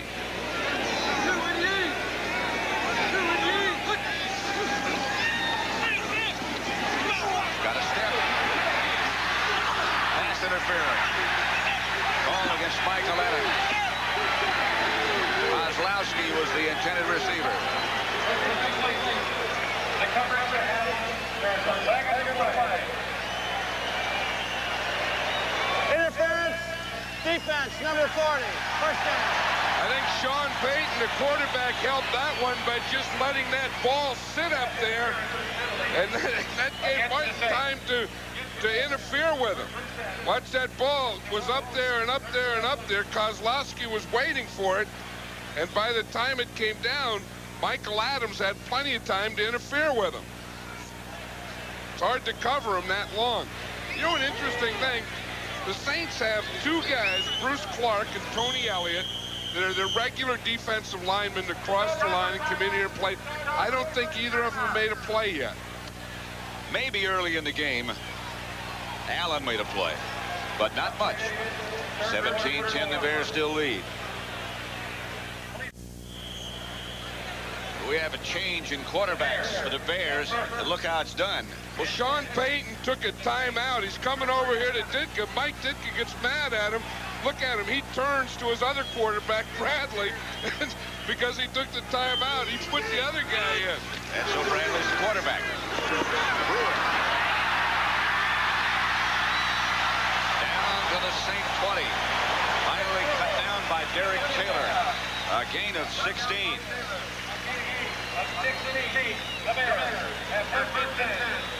Hey, it's going to be a pitch out here, and they just get it out to the outside. Get a good lead block out there by John Wojciechowski, and that's enough to break Brewer loose.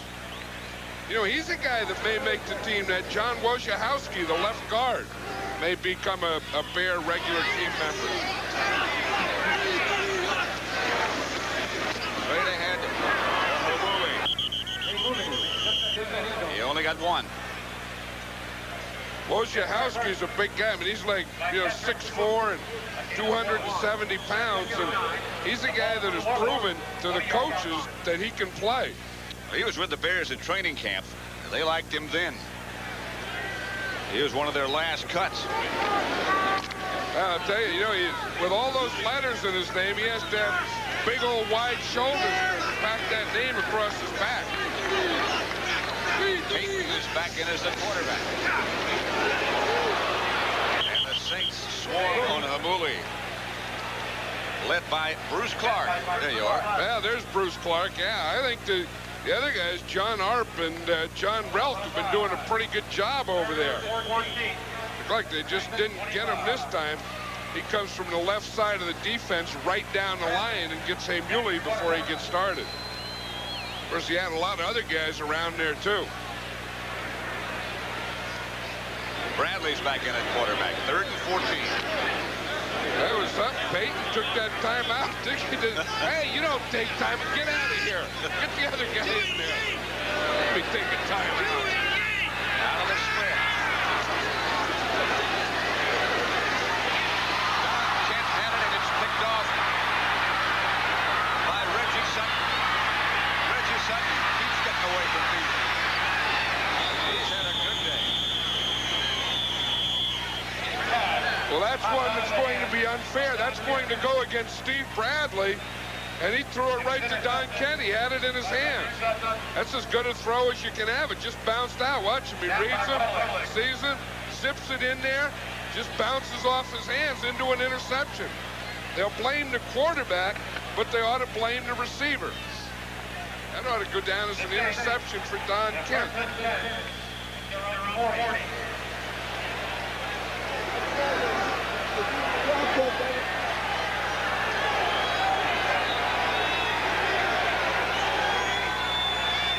So a little face mask violation there. Forcade going right to the air. That's the man open, Malcolm Scott. 8-yard gain. Bobby Bell. Bring up a 2nd and 2. Saints almost now exclusively throwing on 1st down, which is a good idea. Well, I think that's the thing that they had to do, because they were finishing up in the first half. Every time they got to 3rd down, they had more than 8 yards to go, and then they can't handle that pass rush. So 1st down will be a lot easier for them to throw on. Beverly. Close. Stopped by Sean McInerney. Right, Beverly's saying it's tough in this state. He went to Illinois, so this is kind of a homecoming that he has here, coming back and, you know, playing here in Chicago in front of a lot of his friends and stuff. They're just not being very cooperative with him. First down, New Orleans. Forcade on first, throwing again. Eric Martin batted away by Egypt Allen. 14th pass intended for Eric Martin, broken up by Egypt Allen. Hey, that's a pretty good play there by Egypt Allen. Beverly there makes a nice block. I mean, he has to take the linebacker down coming. That was Mike January, the middle linebacker, on a blitz. Beverly looked like Walter Payton. That's the thing that Walter Payton does so well. Egypt Allen injured on the play. George Duarte has taken his place at left cornerback. Down, and so is Forcade. 3 sacks by the Bears. McInerney. Just to bring you up to date, this is Soldier Field in Chicago, the home of the Bears. Illegal motion, 47 offense, penalty refused. And John Madden, the Bears lead it 17-10. They have been pressuring the Saints, blitzing on almost every down all day. A loss of 10. This group will pick up some sacks in a few weeks, won't they?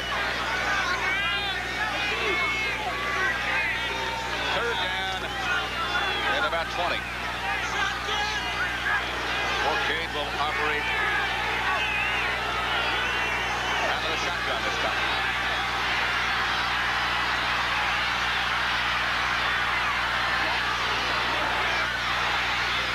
He very nearly got a first down on a bad leg.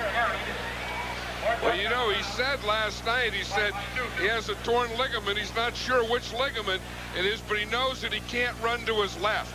So if he runs, he said it has to be to his right. So everything he does is right turns. He goes straight, then he takes a right turn, then he takes another right turn, and just keeps taking rights until he gets out of bounds. David Beverly got a good block. And so did Cortland Thomas. Saints tried it down. And it got into the end zone. It's a touchback. And they'll bring it out to the 20. 8:37 left in the third quarter. Bears by 7. Here's the end of that punt again. Well, and they're still looking at it to see if a win in the end zone. I don't know. It touched the line, so I guess that they are bringing it back right now. They continue to look at that. A review of instant replay, it proves out the official's call on the field was correct. It is a touchback. What they did during that commercial time, they looked at that. They kept the ball down there at about the 1-foot line and kept looking at it and just decided that the ball did, in fact, go in the end zone. So they bring it out to the 20. And the Bears will take over. They lead by 7 with 8:37 left to play in the third quarter.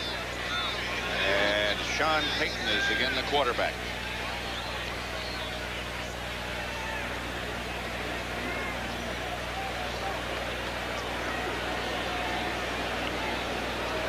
I think they're still checking something, Pat. They're still in the replay. Now they're letting him go because when the umpire steps on the ball, that means that they're doing some checking or some stuff. So it's first down, Bears, their own 20.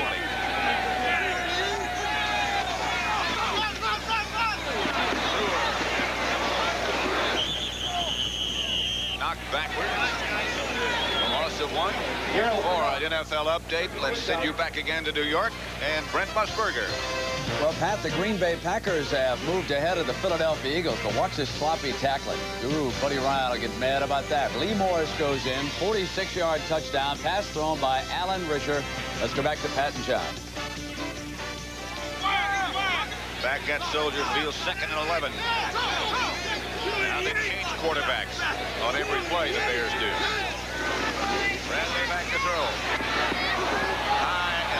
hit, but a flag is down one more time. Glenn Kozlowski was the intended receiver. Adams on the coverage.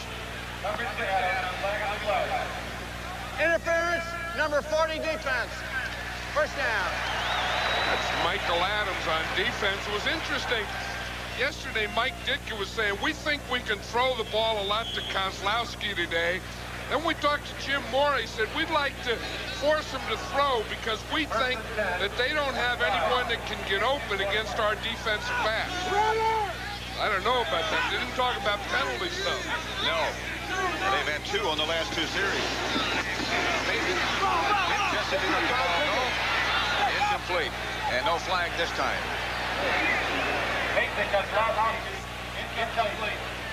New Orleans has been penalized 4 times for 53 yards. One of those, that big pass interference penalty for 32. Chicago only once for 5. Something else interesting, I thought, that both coaches said. In training camp this year, they worked out 3 days against each other, 5 practices. And they know a lot about each other's terminology because of that. And the other thing they do is they have a lot of respect for each other. Kozlowski from Bradley. Bear first down. Milton Mack. And the other thing, of course, is Vince Tobin, who's the defensive coordinator for the Bears, was the defensive coordinator for Jim Mora when they were in the USFL together. This is what Ditka said they can do. We're going to throw to Kozlowski. Mora said, I don't think Kozlowski can beat our guy. Well, Sean Payton's going to try again. And he's done it again. But he's out of bounds. One thing Sean Payton learned, he better not call timeout and think he's going to go over there and talk to Mike Ditka about it. Last time he did it, Ditka took him out. I think they're just switching quarterbacks now, as you say, every play. Kozlowski needs a rest. And he's going to get one. Well, Kozlowski did get behind. He won that battle. Had that ball been thrown a little longer and inside, that could have been a big, big play. Lawrence White takes his place. He split wide to the left.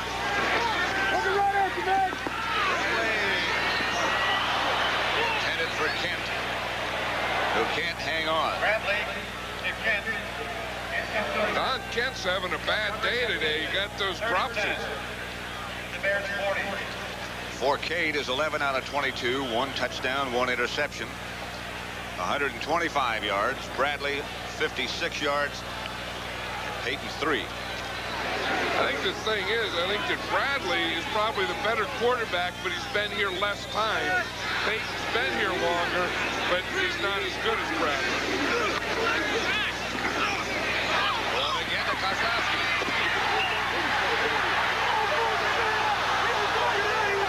Again out of bounds. 2 big passes to Kozlowski. They were playing in Canada. They were playing in Canada. It would have been a big deal. Both of them out of bounds. Oh, that's a heck of a catch, though. I don't know about that one. You know, if he's pushed out of bounds, then that should be good. At the 40. Even ground and pound. I think he had both feet in bounds, but the ball was out of bounds. He kept the ball and then slammed it down, and it's out in the middle of the big C in the middle of the field now. So they got 2 balls. You got to get that other ball off the field. Oh, he dropped it. He dropped it. Yeah, he didn't have possession. He had both feet in bounds, though. They're looking at it on the instant replay again. See the umpire in the right hand standing on the ball? That means they're checking it. When he gets off, they're done. After further review of instant replay, the catch in the sideline was confirmed out of bounds.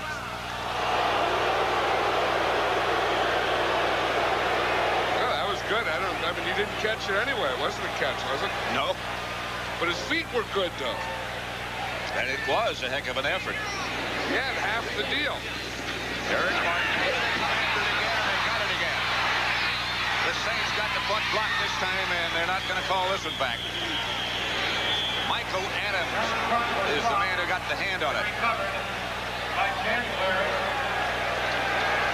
That was one thing the Saints learned in the first half.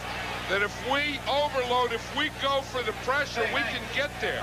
This punter's a little shaky. They got there the first time, but it backfired on them, so they came back with it again and got the punt block, and now they end up with the ball at the 22-yard line. Didn't really make any difference who recovered it. Comes from their left. First down, Saints, Fort Cade.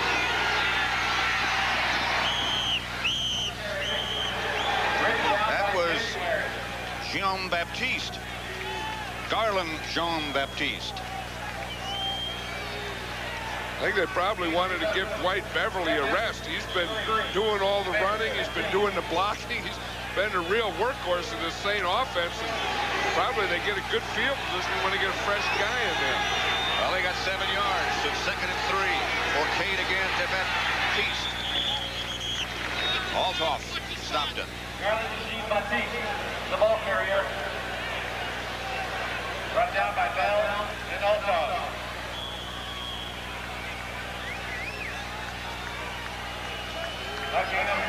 Third down and about 2.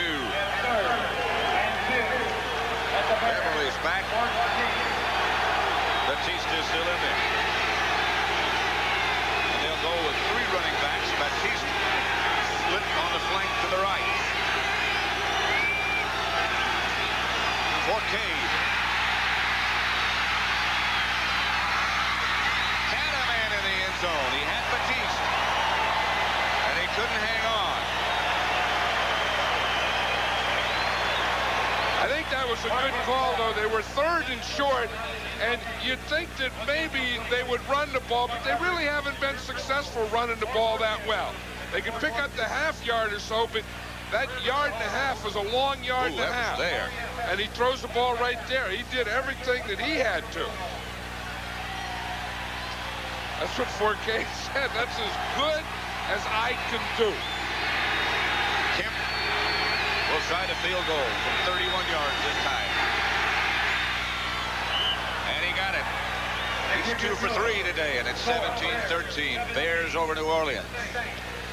5:28 left to play in the 3rd quarter. 17-13, the Bears over New Orleans. The Saints just scored on a 31-yard field goal following a block punt by the man who's about to kick off, Florian Kemp. 17-13, 5:28 left, 3rd quarter.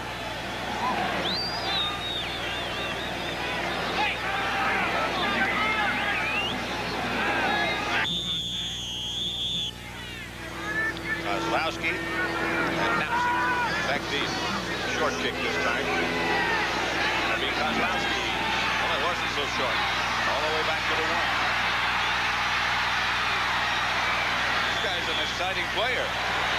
Kozlowski returned the kickoff. Mike Waters made the stop.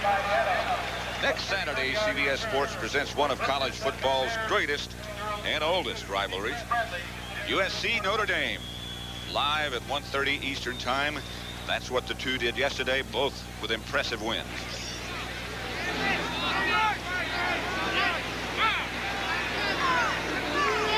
First and 10 Bears at their own 32. Darryl Black is now one of the running backs along with Kamuli.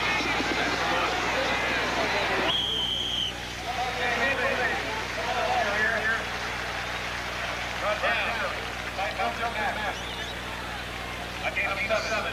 2nd and 3. The Bears, 39. 2nd down and 3.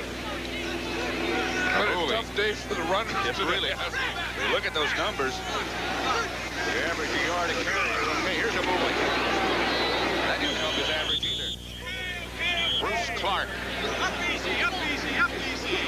There's officials in there saying, okay, up easy, up easy, up easy. Break it, break it. Sound like a fight referee. Or wrestling.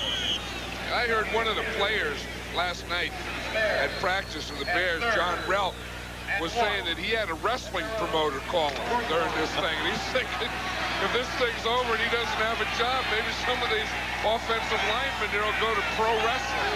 3rd and 1.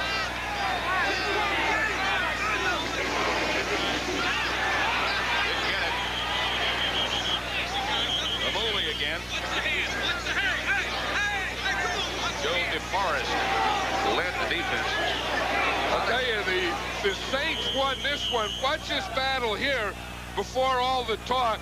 Watch the black jerseys go backwards in the middle. And that's where they try and run, and they just didn't get anything going.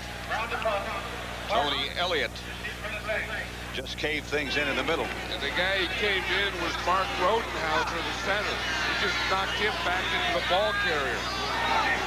Eric Martin, who's had some difficulty handling punts. Brown back to kick. Martin has a bead on this one. Gets it back outside the 35 to the 36. Mike January was down to cover for the Bears. A 33-yard punt.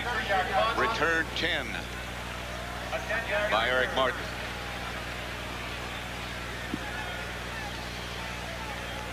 The Bears leading 17-13. We're in the third quarter with 3:21 remaining. I'll tell you, I think you were right about Jim Morris saying that you just have the feeling that the Saints have the right guy. I think that combination of Jim Finks as general manager, Jim Morris head coach, I think they just ought to leave it alone and let him go. Cade gets it out to Rodenberger. Enough for a first, a gain of 11. Jay Norvell on the stop. Bobby Bell with the assist.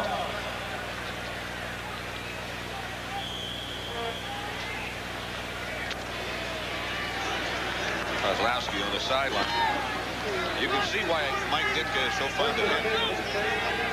I think so. I think he's one of the guys that no matter how many players they get together, he's one of the guys that's going to stay around in his career. No flag.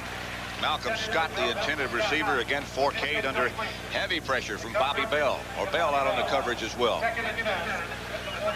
I remember his dad, you know, playing for the Kansas City Chiefs. I tell you, he was a great player. He was number 78.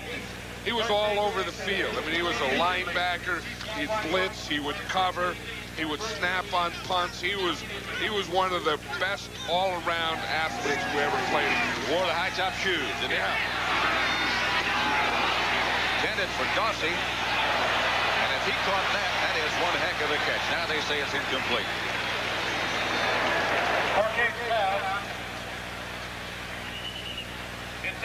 This is the thing that Forcade can do, is just move around a little, find an opening, and then step up and zip the ball in there.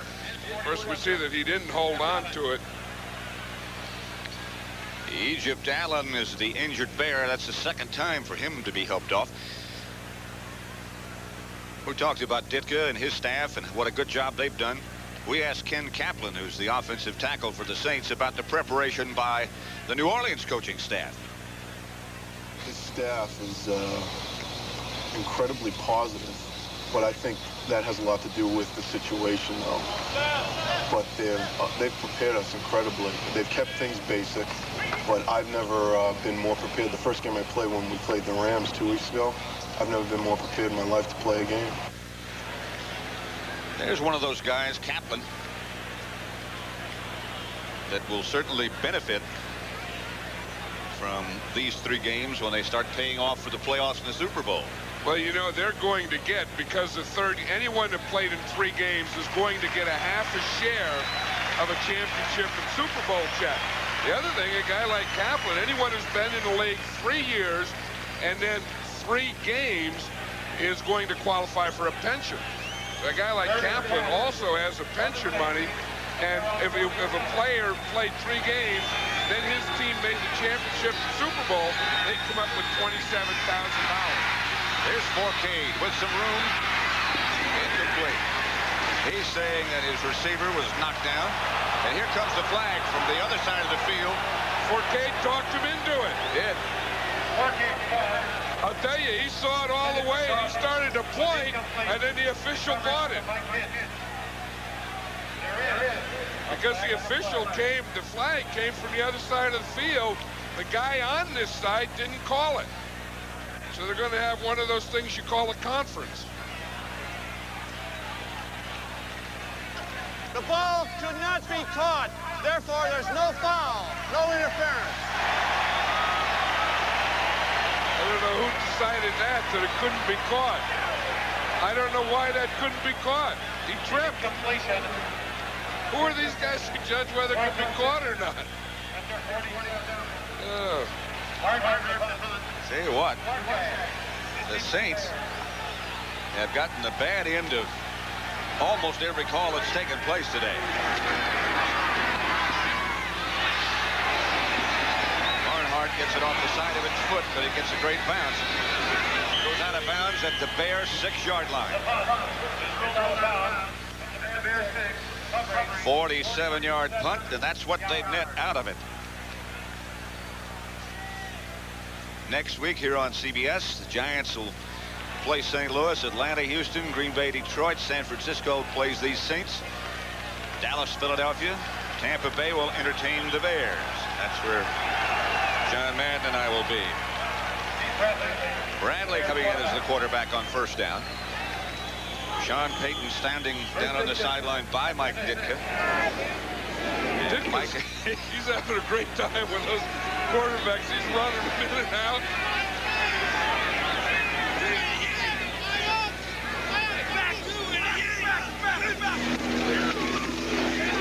Kamoli hit and knocked backwards by Tony Elliott.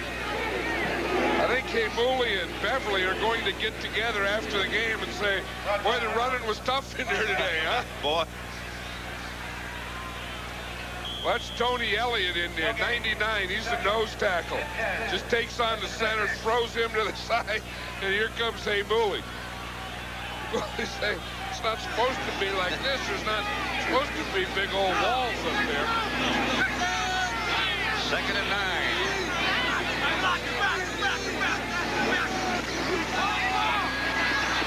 Incomplete. Intended for Knapczyk. That was Payton throwing. Here goes Bradley back in. You see how Ditka sends in a play? He just grabs him by the shoulder and throws him in. Give me a new hunk of quarterback here. Here, this one. Whap! Now you'll grab the other one. And as he sends him in, he looks like he's mad at him.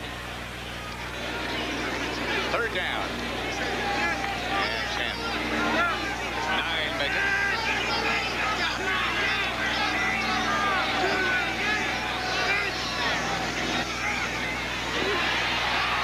Somebody was holding. No question about the holding. Well, that's holding in the end zone. That'll be a safety. That's one of the dangers of throwing out of the end zone. If there is a penalty in holding in the end zone. 64 offense. Well, they didn't call it. If it's in the end zone, that's a safety. I don't know that they figured that out yet, but you will see 64 here.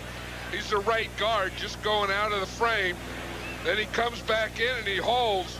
Holding, 64 offense. Half the distance to the goal line, still 3rd down. If that was holding in the end zone, that's supposed to be a safety. That's right. I think they missed that one.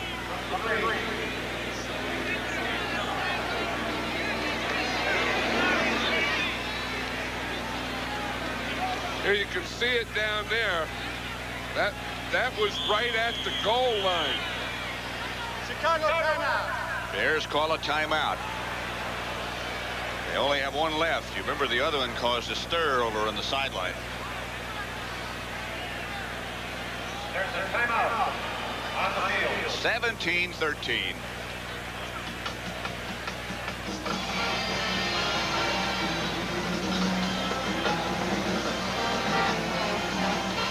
Mike Ditka thinking about and listening to Ed Hughes about his choice of the play to run. Well, now they changed it. He put Payton in there with a play.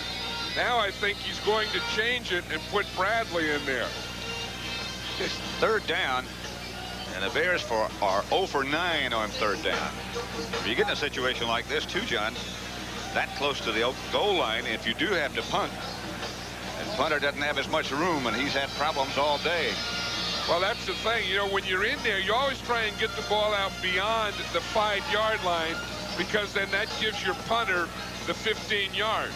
Right now, the punter would only have 12 yards. Well, he'd have 13 yards to the back line. And don't you know they'd come after him? Of course. you know, they've had success all day, and that would have to be, if they hold him here on this down within the 5-yard line, that has to be automatic punt block. 3rd and 9. They are 0 for 9 on 3rd down.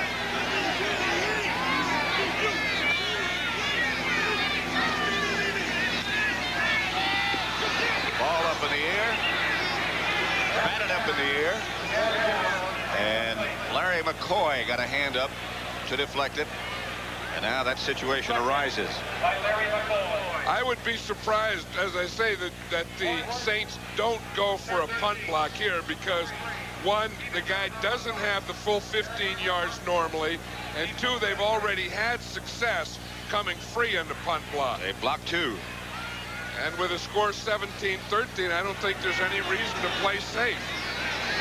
Eric Martin standing out at the 35. They got all 10 other than Martin up there to rush. He got it out of there, and he got off a good kick.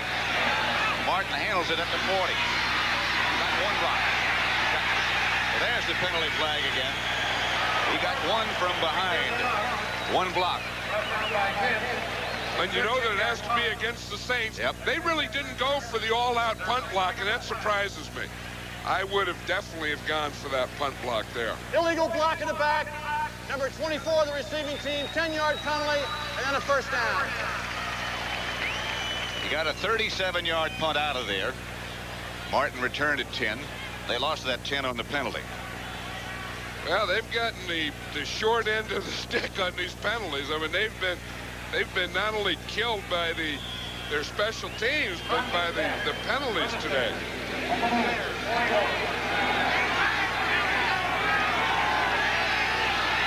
17-13, Bears lead, and Forcade on 1st down. Goes up the middle to Kirtland Thomas. He's down to the Bear 25. Mike January tripped him up, but a gain of 15. Well, Forcade has this thing going, this slant play, where he can hit that inside stuff, that underneath stuff quickly. They're lining up right now to go for it again. On 1st down, he gets it outside to his tight end, Malcolm Scott.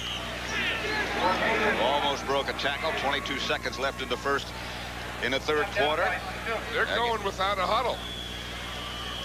That shows you some coaching has been done. There are the flags all over the place. 2nd and 6. False start. 61 offense. 5-yard penalty. The ball was not snapped. Another one against the Saints. Well, they were trying to go with that quick offense with no huddle. And they did it for 2 plays, where you have the whole series called. And then, of course, you get some linemen jumping off sides. Clock still running, and they don't make it. Maybe they got the play started. Kirtland Thomas, the intended receiver, incomplete. George Duarte.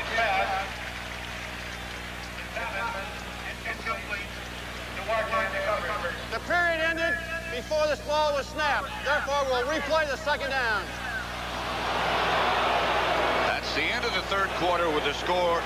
The Bears 17, the Saints 13. We now pause for a word from your local station. CBS Sports coverage of the National Football League is sponsored by Michelob. So exceptionally smooth, the night belongs to Michelob. Castrol, the motor oil engineered for today's smaller cars. And by McDonald's. It's a good time for the great taste of McDonald's.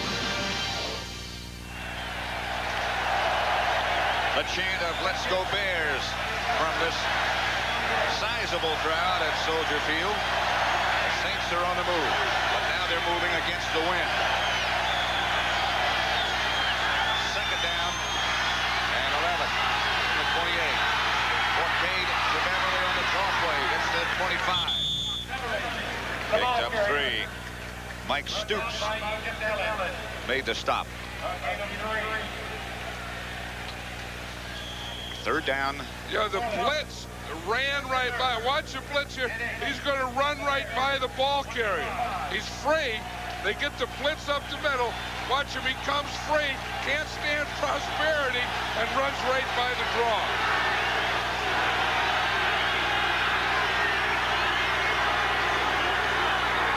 Third down. Cade retreats. Malcolm Scott, the intended receiver. Before Cade got up, one of the Bear players is down. For an NFL update, Brent Busser in New York. Pat, the Atlanta Falcons have come back into the game early in the fourth quarter against the Rams. Pass interference, first and goal. Eric Kramer to Joe McIntosh. It's now 2014 Rams lead. Let's go back to Pat. Back at Soldier Field, it's the Bears 17, the Saints 13. Saints will operate, as I said, against the wind. McInerney is the man who's down. He's the leading sacker, Sean McInerney. He's the guy that has led the sack of this thing, and he was the guy chasing the quarterback. Watch him here. Has him. He has to step back. And then just before he hit him there, he looked like he twisted his left ankle. Yes, he did. 42-yard field goal attempt coming up by Florian King. Right there, yeah. You just saw that the foot just go right over the ankle. Someone jumped. It was 42 yards against the wind. Let's see how far it is now.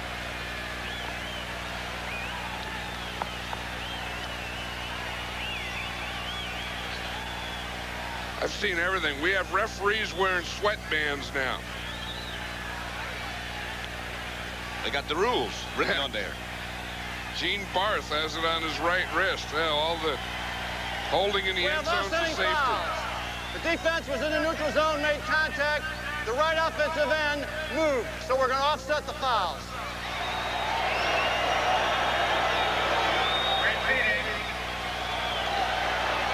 He doesn't care.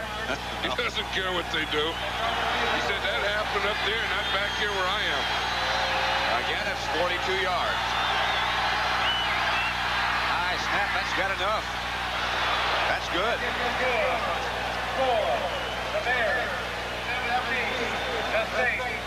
Florian Kemp. He's having a big day. You know, there's always a place for a kicker. It seems like kickers go around the league and they never make it the first team they go with. They have to go with like 3 or 4 teams and learn all that body language. You know, how to bend over and hug and do all that stuff. Then they finally stay. Now he's got that sleeve on his left arm. Well, I think he wanted to remind himself about keeping his head down and where his plant foot was. Maybe it has something to do with which hash mark he's on. You know, that could be. You know, to remind him his different angle. With kickers, you never know. I mean, those guys are a different breed. Well, I know some. It's like Ray Wersching. He never looks at the goalpost. And when he gets out on the field, he says to Joe Montana, like almost a prayer, help me, help me. Yeah, he's not going to look up. He's going to keep that head down. But they all have something. I mean, they kick cups and they do all that thing. I mean, when you were a kicker, you were a player too. But those guys, you don't have guys like that to kick it straight ahead. They sneak up on it from the side. None of them play any position. And this guy is one of the leading sneakers.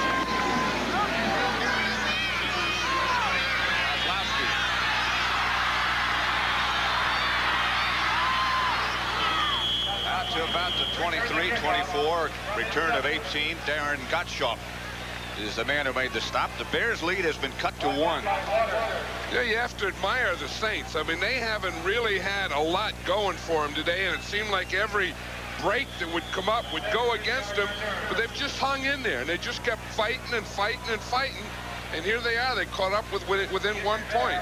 Kozlowski got hurt on that kickoff return, and he is limping off now. That may be just a cramp.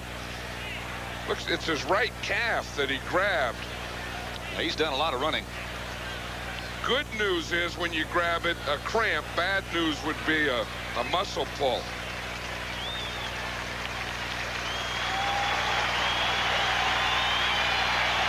He's bending him a lot of different ways. He had a lot of bend in both those legs. Now they're carrying him off the field. First and 10 for the Bears. At their own 44. First and 10 Bears at their own 24. Steve Bradley, the quarterback.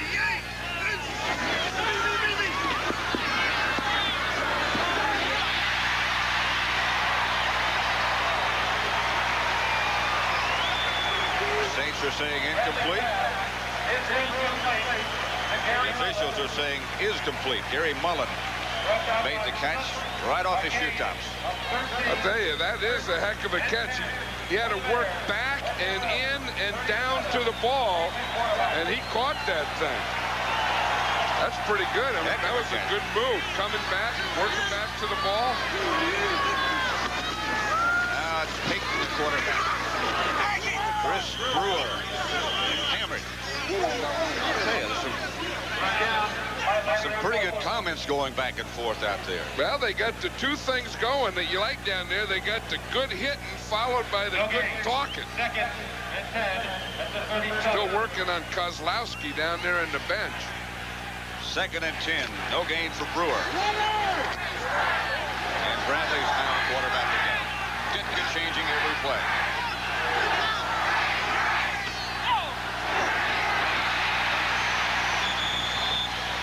That's Kozlowski. By Snapsick.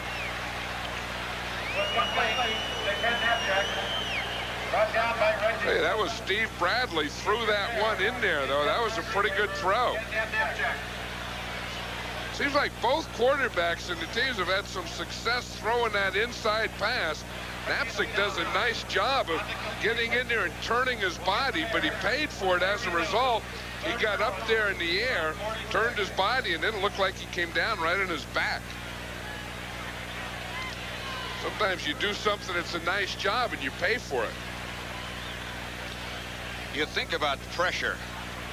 Pressure on everybody to win and perform well. We talked to Mark Rodenhauser, number 51 right there, the center, and asked him if he felt that pressure. If we came in and lost all the games, people would be saying, oh, those are the replacements that blew it for the Bears. I think it's a personal pride thing. We came in here, we wanted to win. The coaching staff brought us in here to win. They felt that we were people who could win for them. And with that responsibility on our shoulders, we want to just strap it up and play ball and win. 3rd and 1.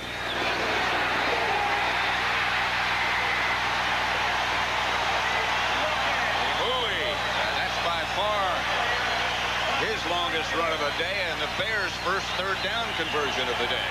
It's a pretty good deal there. They got behind John Wojciechowski and Jack Oliver over there in that left side. And that's the best side of their offensive line. Bunch of blocking there. See Wojciechowski, he pulls out, gets that good block right there, and that was the one that sprung him. 1st and 10 Bears at the Saint 43.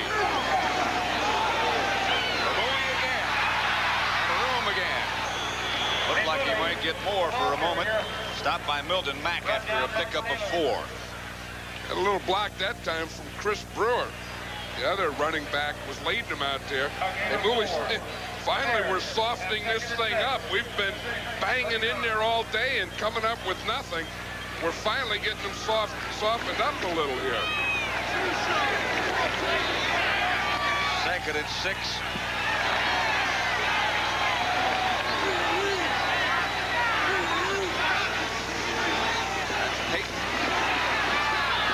Quarterback, that was Darrell Clark. They just are taking Kozlowski off on the golf cart back toward the Bear locker room. So obviously it's more than a cramp. It is. A lot of times, of course, they take them in there, as we know, for x-rays. Every stadium has to have an x-ray machine, which, of course, is a great idea. 3rd down. 3.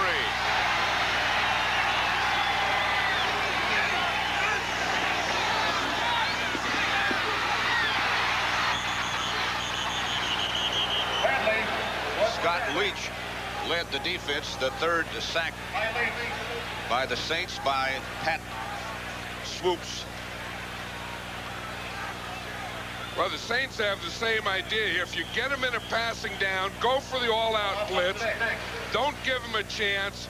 and just swarm them like that. And I think Bradley just looked and he saw the rush coming. He didn't even try and throw the ball after that. What's he going to do? So Kevin Brown, Kevin Martin. Kevin Brown gets off a honey. Eric Martin lets it go, and it goes into the end zone. The touchback will give the Saints first and 10. So with 9:52 left to play, it's the Bears 17, the Saints 16. 9:52 left third quarter, the fourth quarter in the football game.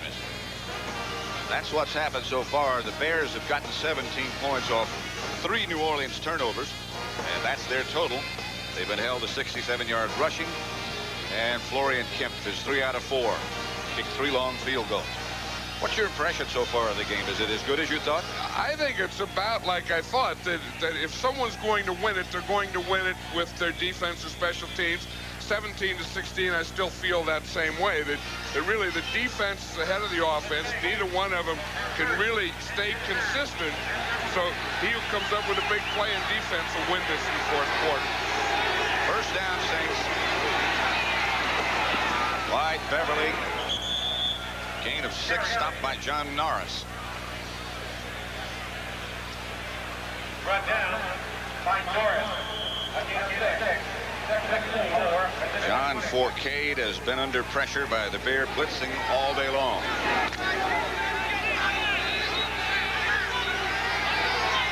Second down and 4.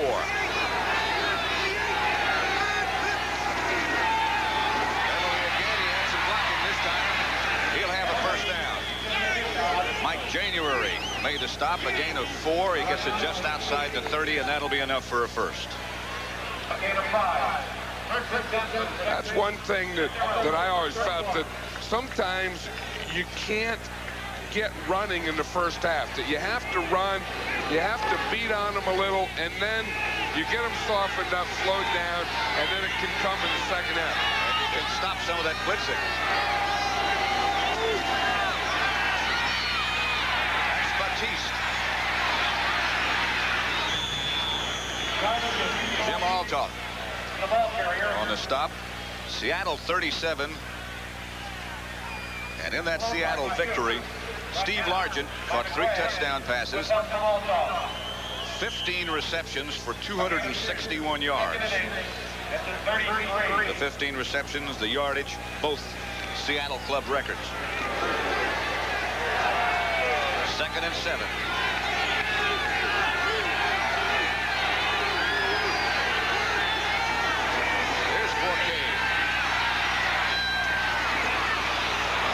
Waters held on this time right at midfield, a pickup of 15.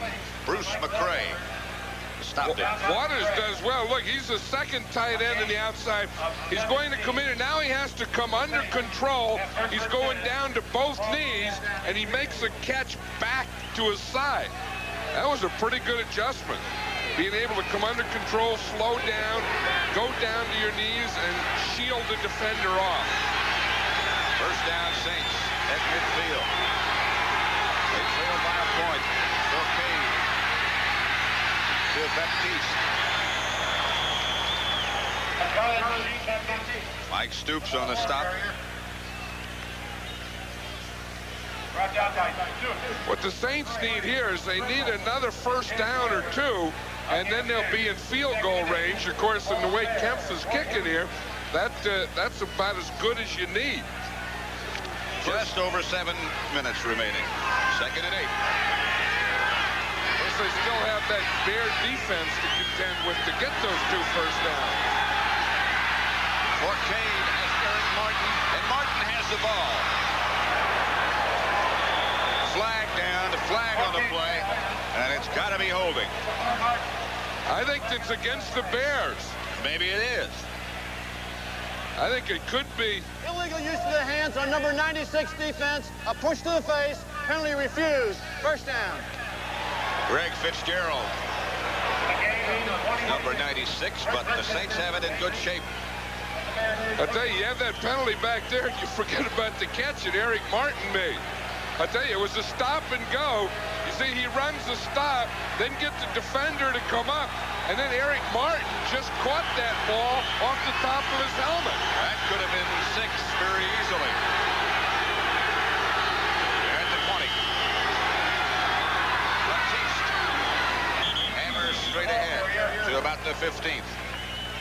Tackled by Truce and Bobby Bell.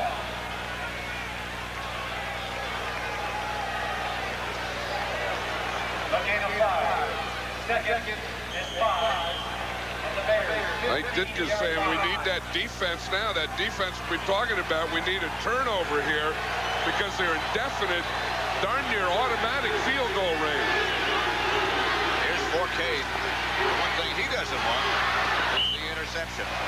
Stacy Dawsey, the intended receiver. Egypt Allen was the nearest defender. Dawsey had him. That was that same pattern that Eric Martin ran for a touchdown, that slant corner. He's trying to get Dawsey back in the huddle now to see if he can give him some more instructions, but he ran a pretty good pattern.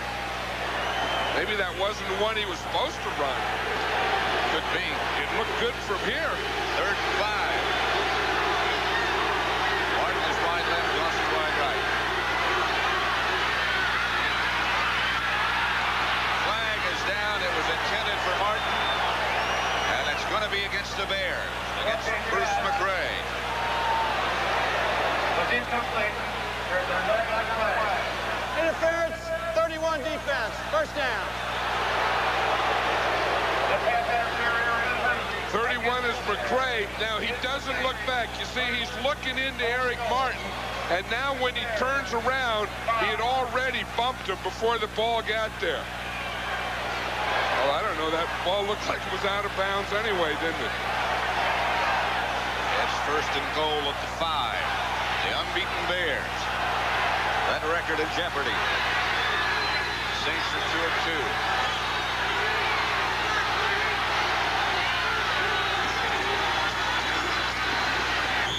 That's Rodenberger.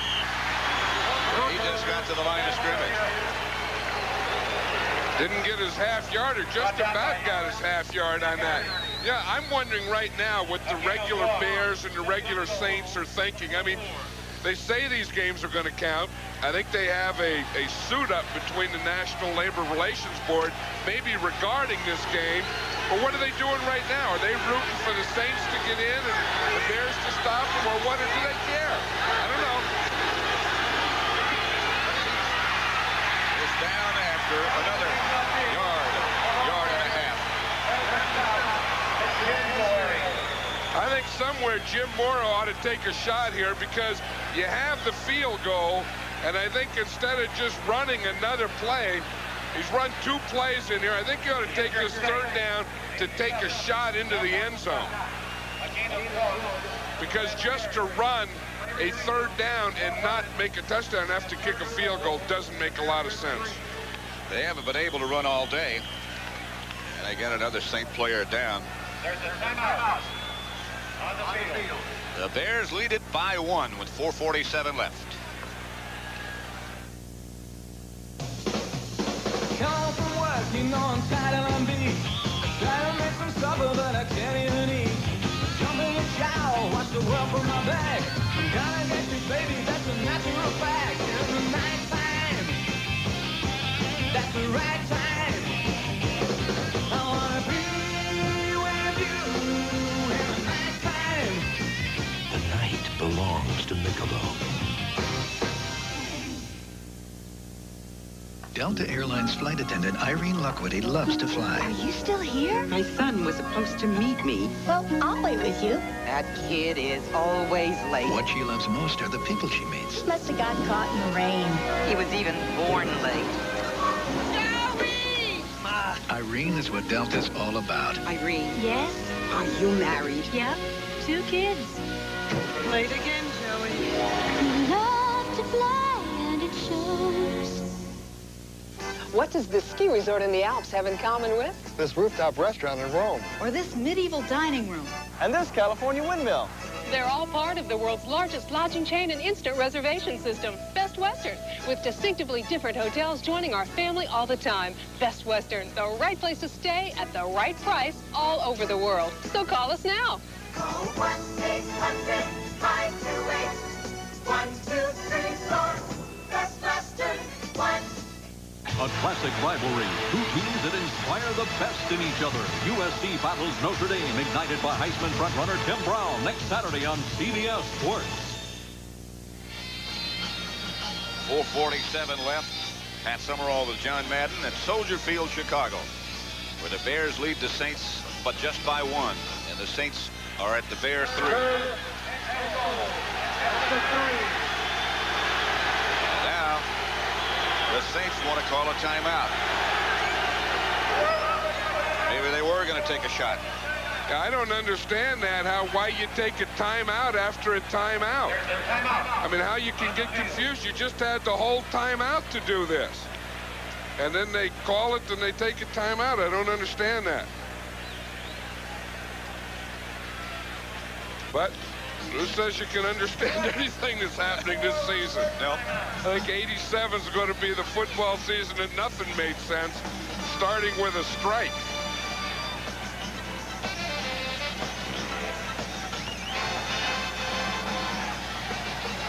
To 17, Rams over Atlanta. Seattle 37-14 over Detroit. Green Bay and Philadelphia are now in overtime. That's the second consecutive week. Gary Danielson hit 25 out of 31 for Cleveland. Pittsburgh 21, Indianapolis 7, New England 21, Houston 7. The Jets beating Miami rather handily now. Tampa Bay 20-10 over Minnesota. John Madden and I will be in Tampa next week when the Bears go there.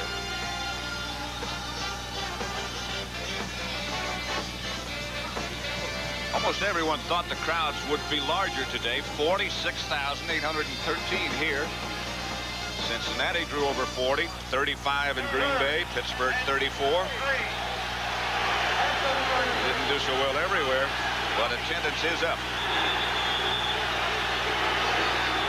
You know what was interesting, Pat? During that timeout, they took Bruce Clark. There he is, number 75, and they put him in as tight end on offense. Orcade. Incomplete. He had a man in the end zone. It was Eric Martin, Egypt.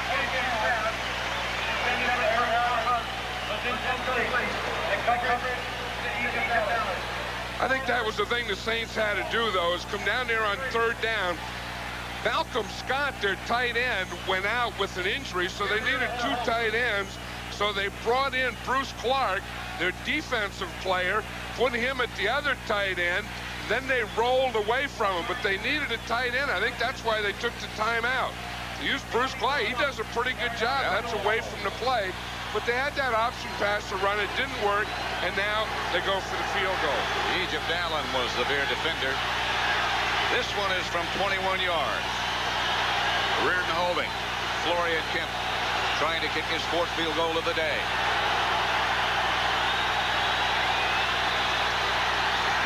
The hole's good. The kick is good. And the Saints take the lead for the first time. 19-17. 4.5 minutes remain in the game. Florian Kemp with 4 field goals. Norvell is up and moving around, number 91. He had been the injured Bear, injured on the field goal attempt.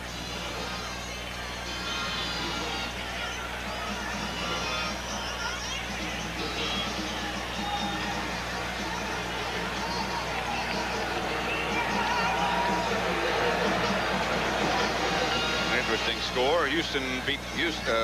New England beat Houston 21-7. That's the final. Doug Flutie was 15 out of 25 for 199 yards and a touchdown. Yeah, we were talking about that earlier, that this week the Bears traded Flutie to New England. Mike Ditka said New England called up and wanted Flutie. They initiated that, and so they made the trade. I think it was based more on the good news that Jim McMahon is really back close to 100% more than anything else. Eldridge Milton was was the Bear lineman who returned or attempted to return that kick, that low kick by Kemp. Pittsburgh beat Indianapolis 21-7. That's final. It's the one I just told you about with Flutie. So long, Doug, being Flutie. Good luck in New England. The Bears behind 19-17 have 4 minutes and 24 seconds to recapture the lead. Steve Bradley, the quarterback. Back to throw. And Chris Brewer open. He couldn't hang on. This game is presented by the authority of the National Football League, is intended for the private use of our audience. Any rebroadcast or other use of this telecast without the express written consent of the Chicago Bears and the National Football League is prohibited. 2nd and 10.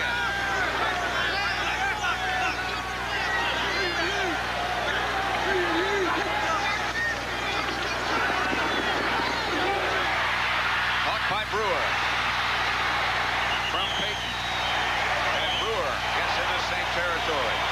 Reggie Sutton knocked him out of bounds. For another NFL update, let's take you back to Brent Musburger in New York. Well, Pat, Atlanta has come back to take the lead on Los Angeles. It was Eric Kramer again with another touchdown pass. Good protection, a breakdown in the secondary. Lenny Taylor all alone, and it's 23-20. They add the extra point, make it 24, back to Pat. 19-17 here. Bradley back to throw. Intercepted. And he was out of bounds. Scott Leach is the man who came up with it. It was batted into the air. Intended for Knapczyk. You see what the officials said? They said hold the spot because they know that this is going to be checked. The ball's bounced up in the air. Does he catch it inbounds? 1 foot. Nope, the second foot was out of bounds.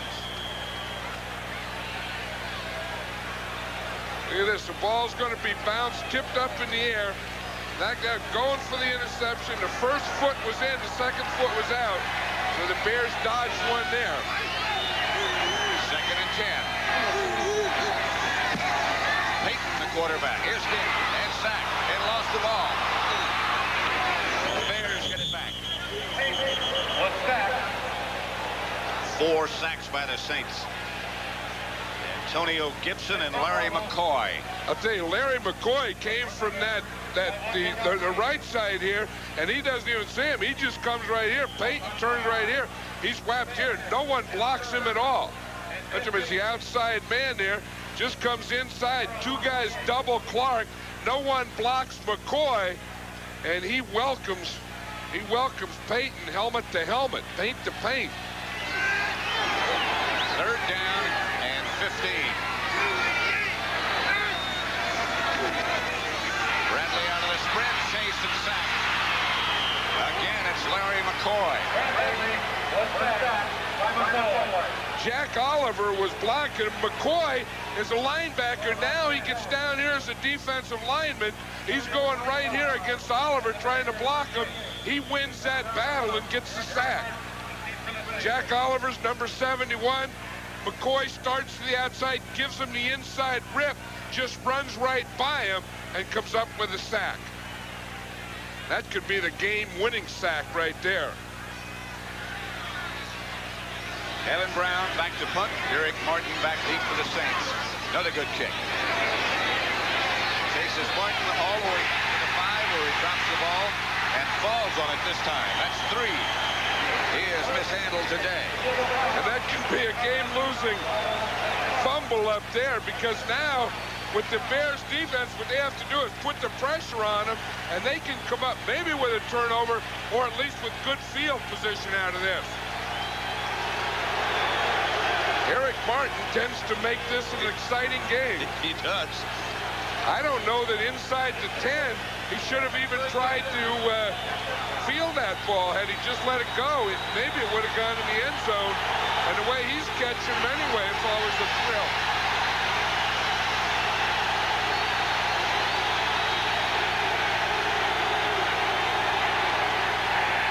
Rodenberger A.J. Norvell. You know, I think one thing that Bear fans have to think of is the Bears have already used 2 timeouts. So they want to put out the pressure, but they would also like to have some timeouts to get this ball back and to try and win this game. By the way, the word on Kozlowski is that they x-rayed his leg. They think it's broken. And he has been taken from Soldier Field to the hospital. Second down. 9. Beverly behind the line of scrimmage. Batiste was the ball carrier. Sorry. Well, the Bears are putting that pressure on. Now they're going to get a timeout before the 2-minute warning. So they use their last timeout now. Then they'll give one more for the 2-minute warning. And then, of course, one to change of possession. Darren Gilbert, the offensive left tackle for the Saints, was limping around on that last play. He's still in the game, however, and seems to be okay. Darren Gilbert is one of those guys who is a regular player that crossed the picket line. He is not a starter. He is the 3rd tackle for the Saints.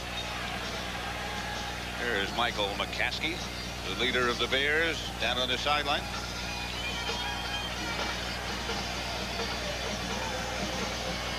You know, whether it's players we talk to or it's ownership, management, or coaches that we talk to, everybody says this should have never happened. We should have never been on strike. Everybody's sorry about the whole situation. And the ones that are really caught in the middle are the coaches. Well, they are, because there's nothing they can do about it. In the Bears case, in Mike Ditka's case, he's been coaching since Thursday 2 teams. His regular team came back in Thursday. They practiced Thursday night, Friday, even yesterday. He coached his regular players in the morning, coached this group at night, playing them in a game today. And as you say, they're caught in the middle. There's been a frustrating time. Well, the players, a lot of them are not sure where the coaches' sympathies are even. And I think that's one of the things that's really sad about it. And it didn't have to happen. Forcade on a rollout is taken down at the 6. Bruce McCray stayed home. Now that'll be the 2-minute warning. They'll get that, and then after that they'll get another timeout and change of possession.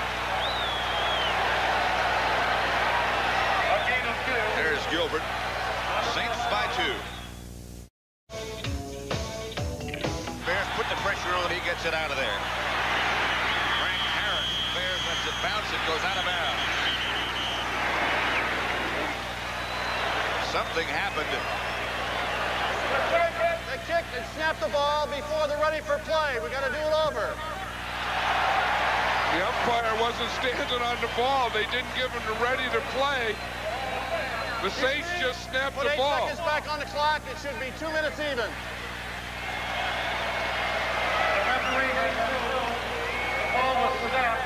Usually the umpire stands on the ball and doesn't let him snap it.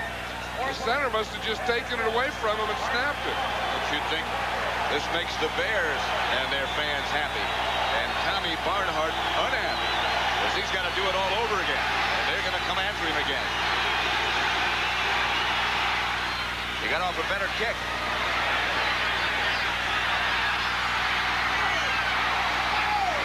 Well, the result was just about the same. Frank Harris down on the far side of the field, back at about the Saint 45. A 49-yard kick that time by Barnhart. Under heavy pressure. Well, they played all day, and it's going to boil down to this. The Bears really need a couple of first downs to get in field goal range. The Saints have to stop them from a couple of first downs with 1:50 left. No timeouts for the Bears. Pace the quarterback on first down. He gets it inside to Chris Brewer, and he gets out of bounds. The Bears have the wind at their back. A gain of 7. Stop the clock with 1:45 remaining. You know, it's funny that both coaches said before the games that with these teams, this is about as good as we can get. And I think that we really have a pretty well-played game today. Peyton stays at quarterback. Pass intended for Brian Glasgow. Antonio Gibson on the tackle.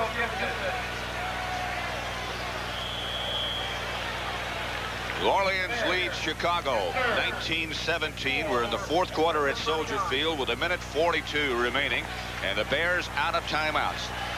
And those of you who watched Green Bay beat Philadelphia 16-10 in overtime, welcome to the audience here.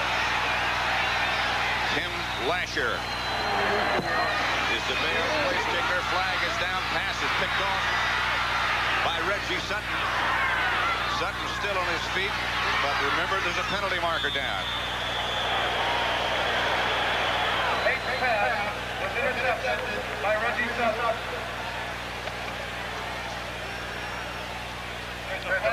The way the Saints are going, it's Illegal against the Bears. Number 88 of the offense was not set. Penalty refused. First down. Saints will take over now. The Bears out of timeouts. They can't stop the clock. 1:31 left to play. Well, that's the play of the defense. You can see Knapsack there is still getting set. He was moving out. I think he was trying to hear an audible. He was moving out. He wasn't set. He was the guy that the ball was thrown to. Reggie Sutton followed him all the way and picked it off. That was a big defensive play. Reggie Sutton's had a big day. John Forcade just kneels. The Bears again are out of timeouts. Saints have 2, but that's not a factor. And the clock will keep running. And the Bears will lose their first. Don't forget to stick around for the post-game show. Go back to the studio for a rundown of the scores with Brent. Interview with Dan Gladden, who hit that grand slam home run last night for the Minnesota Twins in the World Series. Scores and highlights. John and I'll be talking to John Forcade.